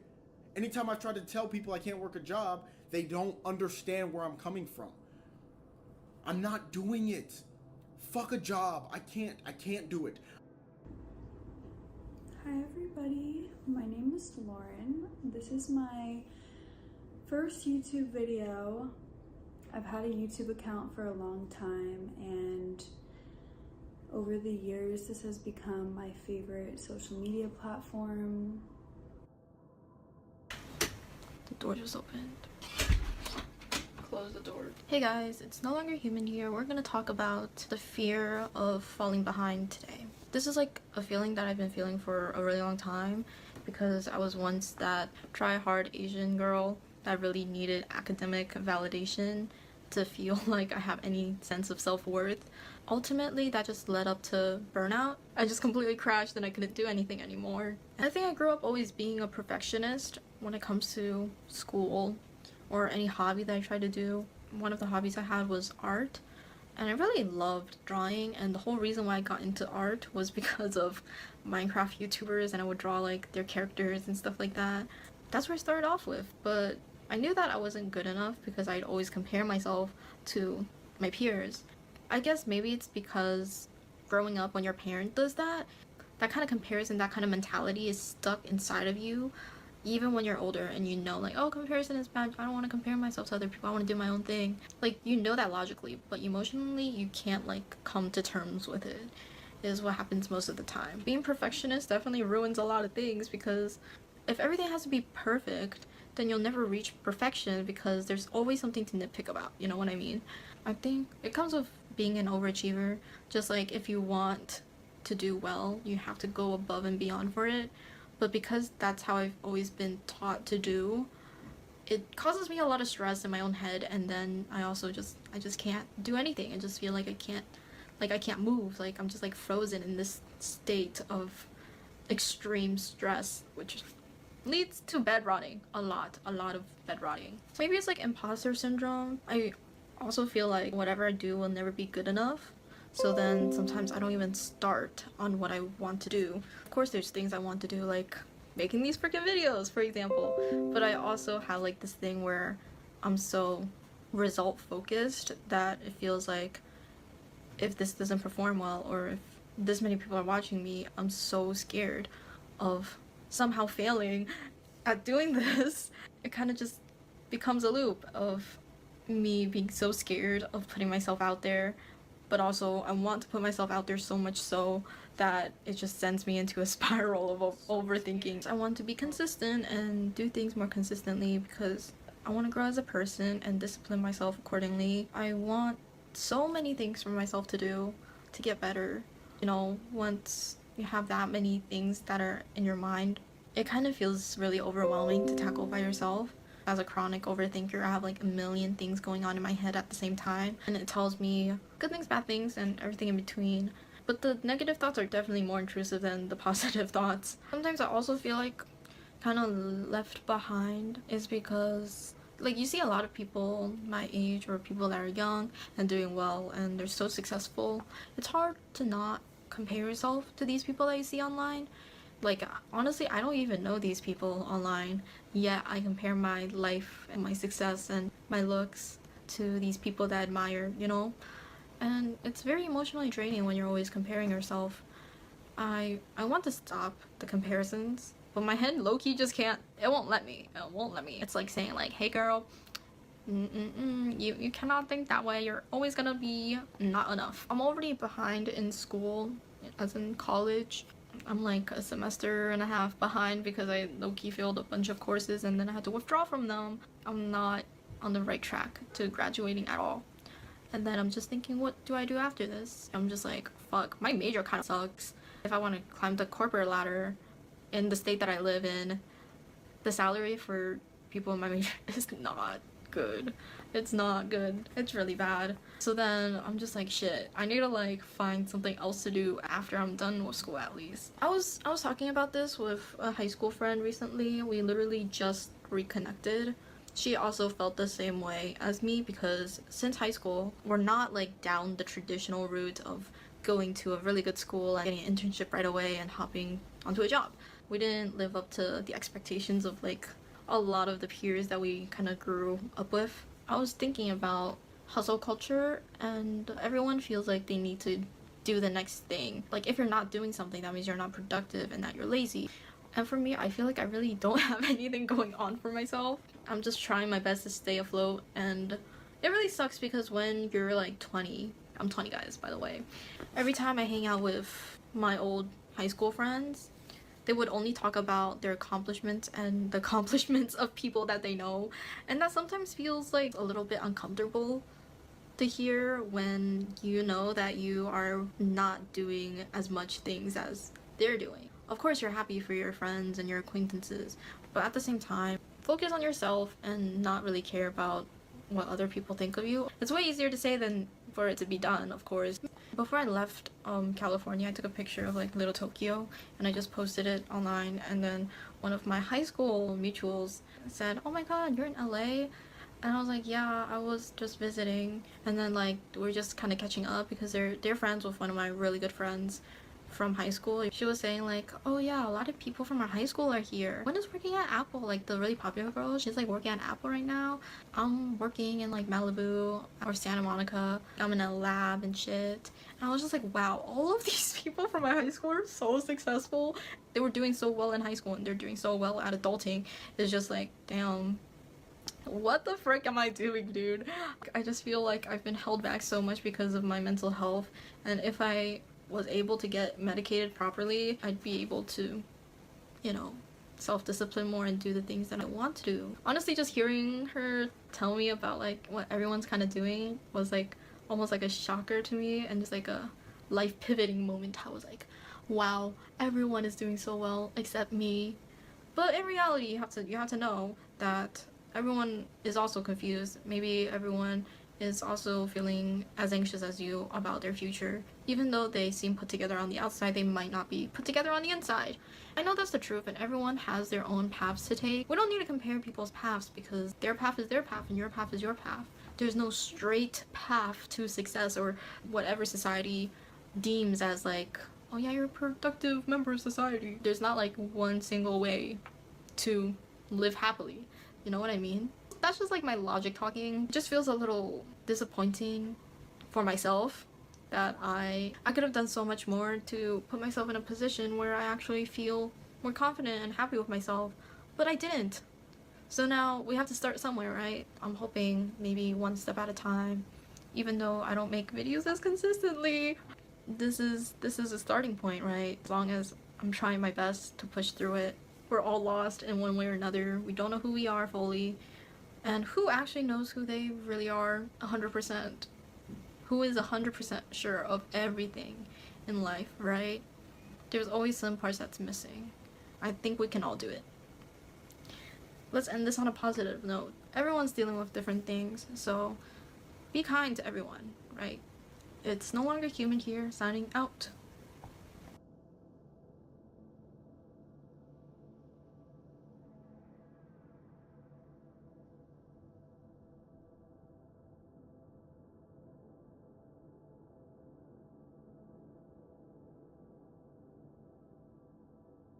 Hello, my fools, and welcome back to another foolish rant.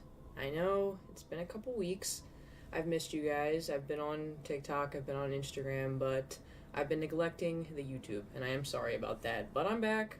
I've been working a lot lately, 40 hours a week now. I know, pretty normal. A lot of people work that. I'm not flexing that, but I am working, so I've been a little bit more busy. But I'll be back on this, I promise. Consistency. As you guys may be able to see from the title of this video, I do feel that sometimes life can be terrible. I don't really feel that there's another word to use. It feels pretty fitting. It's terrible. Truly horrific things happen, and there truly sometimes seems like there's no justification for it. I've talked about this in length before, but the whole concept that life isn't fair is completely true in a way deeper way than people may even understand when first listening to it. Not that I am someone capable of understanding things super deep or anything like that, but I think it's more so and completely talking about the fact that horrible things can happen to good people and really good things can happen to horrible people. You can work hard your whole life towards something and not achieve it.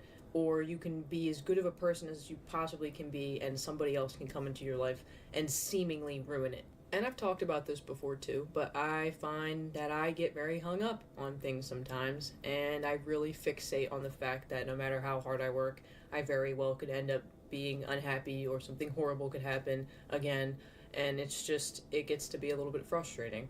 And I am going to get a little bit personal with you fools. I'll give you a little bit of backstory here so I don't seem like just some lady on a screen talking to you about this, but ever since I was a very young lady, I have had some issues. I don't know if any of you have noticed in some of my videos, but I pick my fingers, I bite at my fingers, not the nail, but my skin, and I've been doing that ever since I was like maybe 7, maybe 8 years old, and that was the start of sort of having some problems where I was literally falling asleep at night praying that I could stop doing this as like a young child.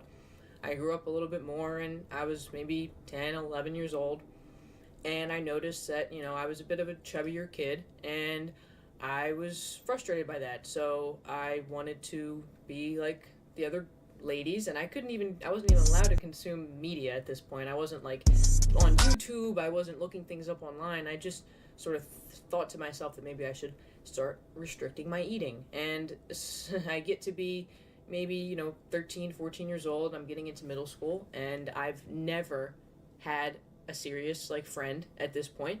I've hung out with my cousin a couple times at this, not a couple times, quite a few times, but that's all I would really ever do. I was quite antisocial, still having the finger biting issue, always sort of struggling with eating and things like that. And then I get my way into high school. I'm back and forth seeing psychiatrists, therapists, going to group meetings. I end up in the hospital a couple times, in and out, pretty relatively short stays, just a week or two. And things are going relatively smoothly after that. I'm an adult at this point, 18, 19. And then my brother passes away, which kind of was like the final straw for me. I was like, all right, I don't know what I'm supposed to do at this point. I lost all 4 of my grandparents, my cousin, who I can't say her name, but I was very close to her, and I'm still hanging out around her. Maybe you guys know my little cousin who I've talked about playing Fortnite with before. That's her kid. But I've seen a lot of loss, seen a lot of drug use, seen a lot of bad people and bad things happen. There's of course people who have experienced much worse things. Greetings! In this video I want to talk about subscriptions. I know that it is a topic that is very popular right now to talk about.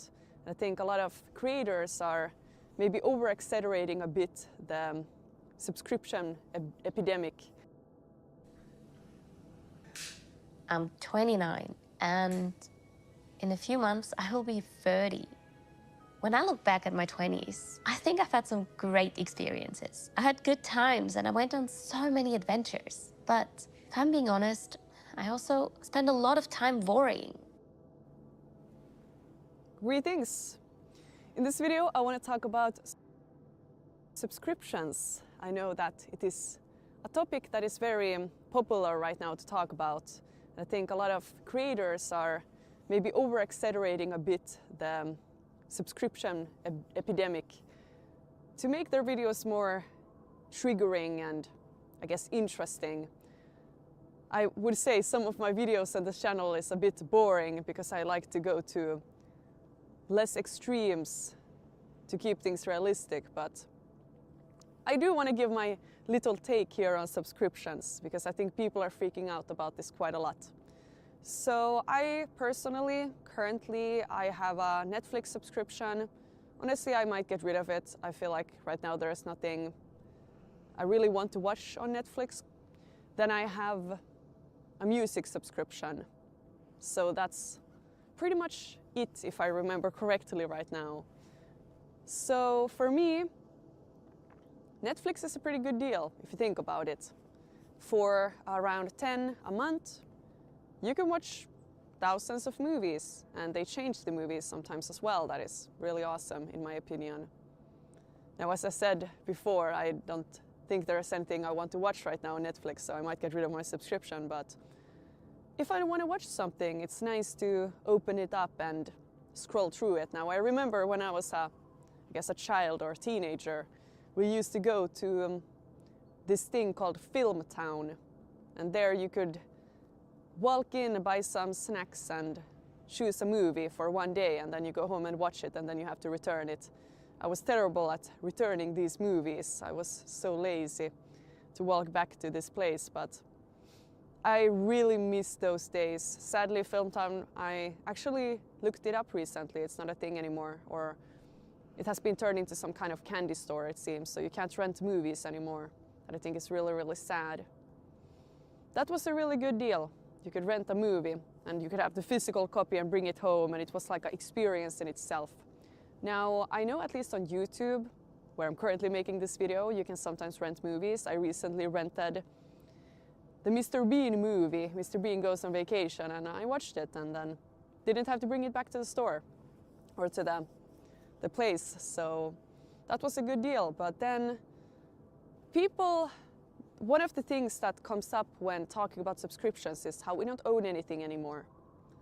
Now, I like to have a somewhat in-between stance on this. So, in my opinion, we should have the right to own certain things, or most things at least. But we should also have the right to borrow them. As a good example, libraries. I think knowledge is something that is a human right. Everyone should have access to.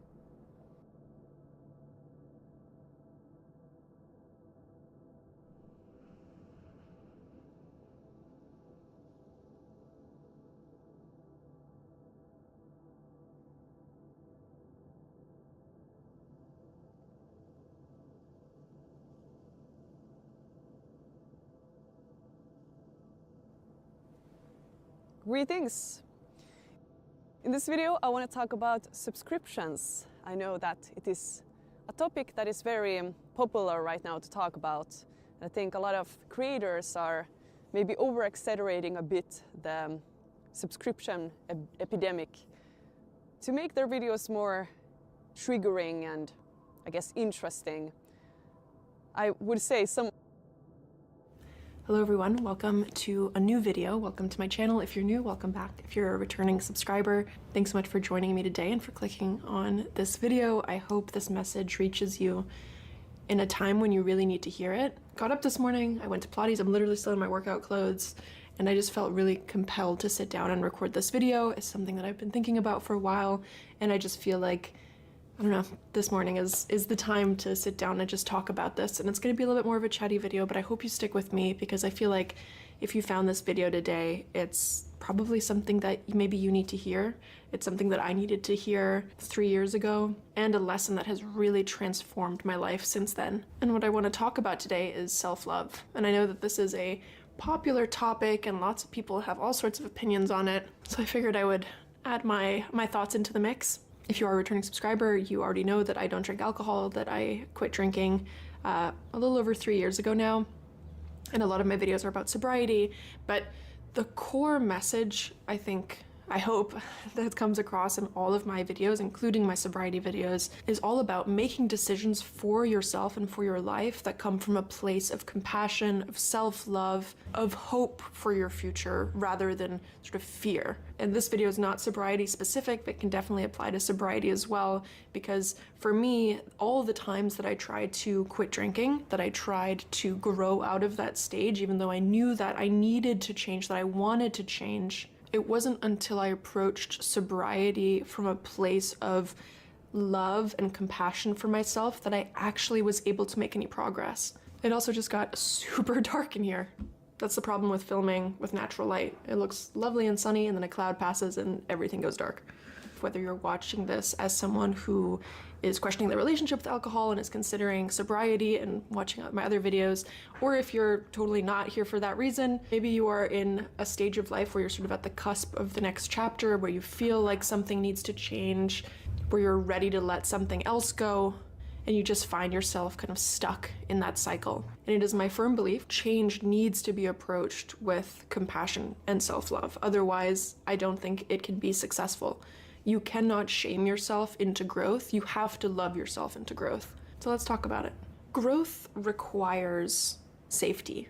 You cannot punish yourself into growth. You cannot chastise yourself into growth. You cannot shame yourself into growth. It's really hard to take the next step in growth if you don't genuinely care about yourself right now, whether that's sobriety, whether that's your fitness journey, whether it's recovering from another addiction or an eating disorder, or moving on from a relationship. Until you feel safe enough in yourself to take a risk, to try something different, to fail, you're not setting yourself up for success if you're going into trying to change fueled by a self-hatred. Shame fuels that cycle that you're trying to break. It reinforces those negative beliefs that we have about ourselves. In my case with drinking, and a lot of people will probably relate to this, if I had a goal to drink less or to not drink, and I ended up drinking more than I said I was going to, I would wake up, I would feel super ashamed in myself. Obviously, I can't do it. Obviously, I'm not strong enough. You know, I'm a failure. I'm never going to be able to achieve my goals. There's something wrong with me.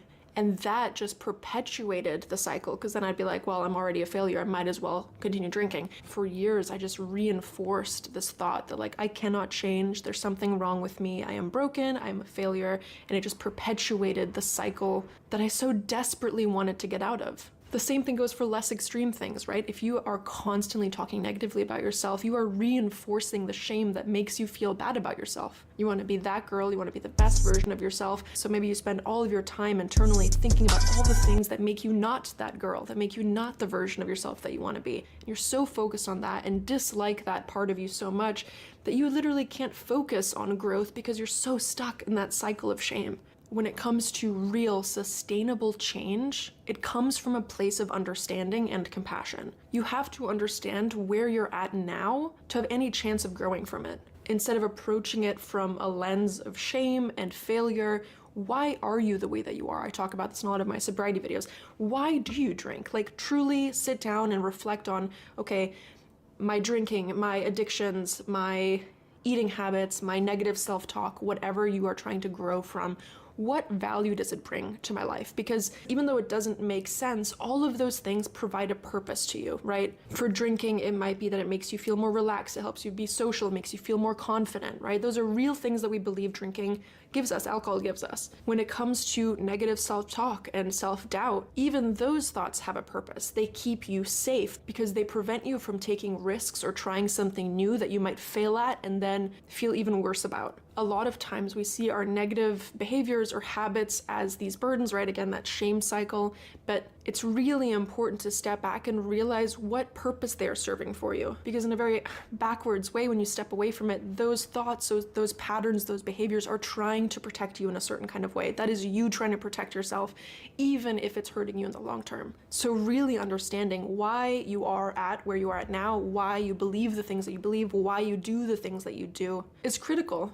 And you have to do that from a place of sort of neutrality and be objective and really understand why you are the way that you are right now. Then you open up space for compassion, right? Maybe I'll film a YouTube video one day where I don't get emotional and tear up, but today is not that day. Once you understand where you're at, and things like therapy are so beneficial for this because it allows someone to sort of take your hand and allow you to look at yourself in a way that maybe you haven't previously. Journaling is another really great way to do this, to kind of step back and reflect on things in a more objective way. That's when you kind of get to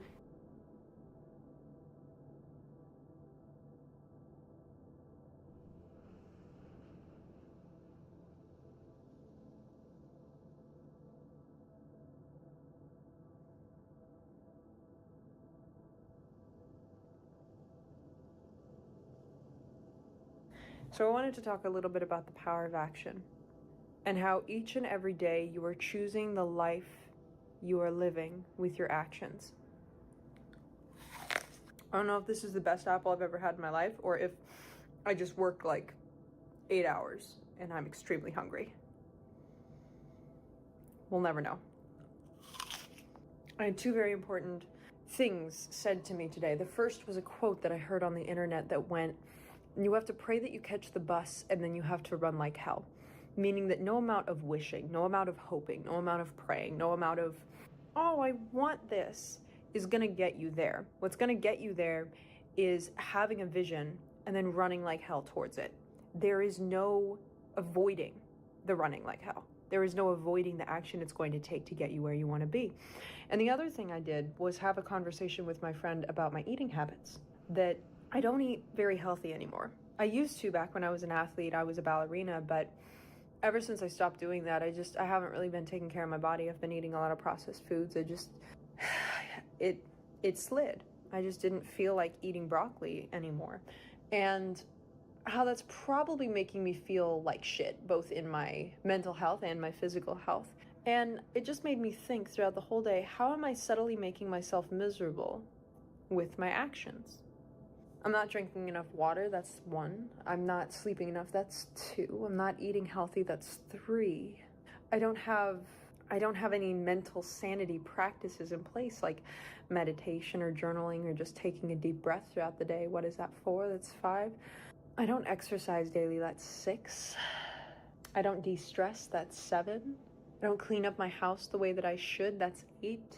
Because another thing that happened this week is we had apartment inspections and I had to clean my house like crazy just to make sure everything was in order and everything was ready for them to come in and see the freaking mess that I live in every day. And my apartment's really clean right now. And I'm like, why do I not do this all the time, every day? Why do I let myself live in filth and messiness? Why is that the norm and not this?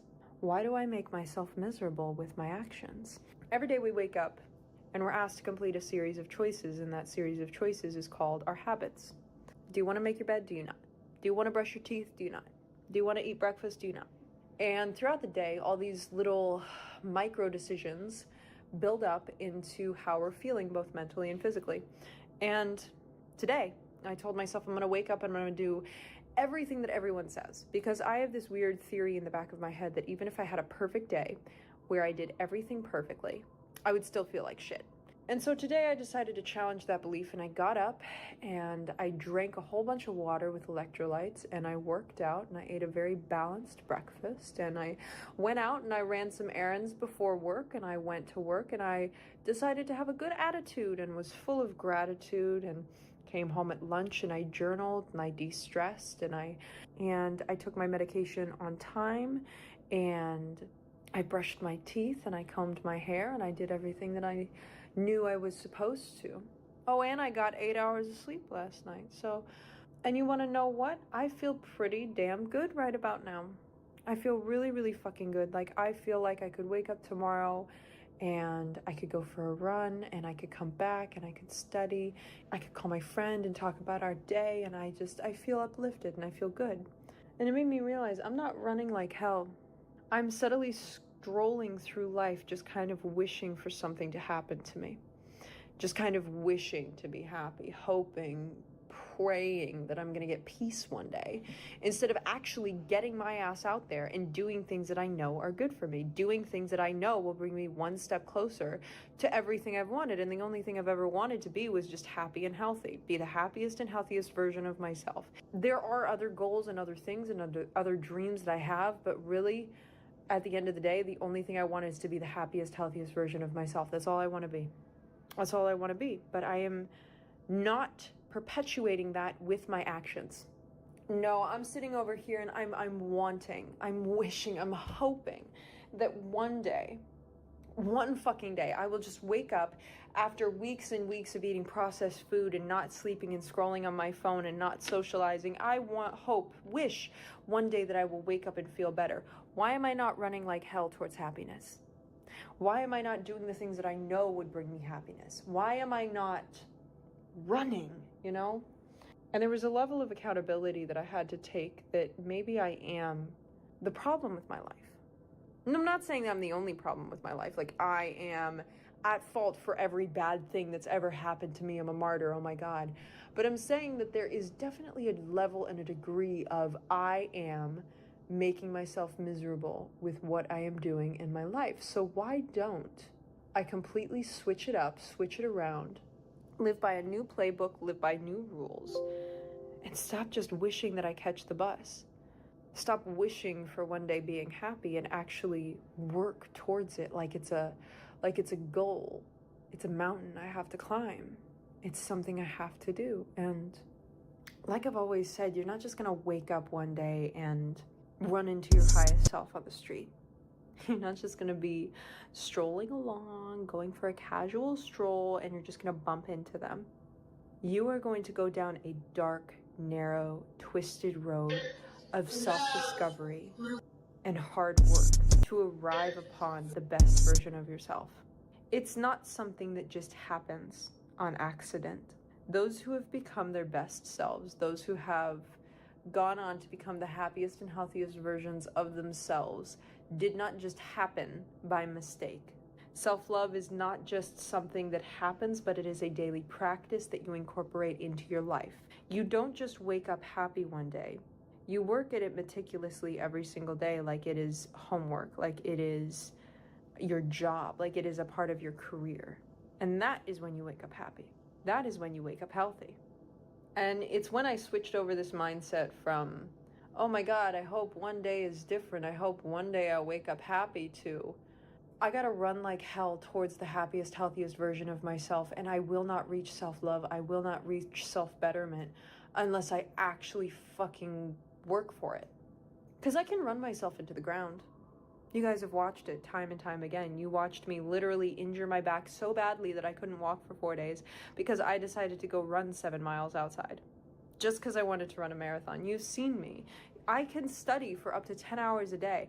I can study for like 10 to 12 straight hours if I want to.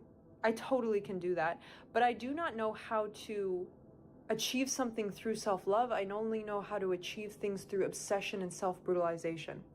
But going to that place of whiplash, going to that place of black swan, going to that place of just pure, cold-hearted obsession towards what you are doing takes something from you. It takes a piece of your soul that you will not get back. And I'm tired of thinking that it is selfish to put my self-love above my goals. I don't know why I think that. I don't know why I think I can build a building on faulty foundation, that I think that run as fast as I can if I don't also pick myself up in the process. I am dragging my feet through the mud and then wondering why everything feels so heavy. I am beating myself up and then wondering why I am bloody. I am a walking contradiction of someone that says that they wish to love themselves and then does nothing in their power to actually prove that that is the truth. Actions speak louder than words, and if I'm looking purely at my action, and if I'm looking purely at the fact that I let myself live in a pigsty and eat crap food and don't sleep and don't drink water, then what kind of fucking self-love is that? That isn't any. I'm going in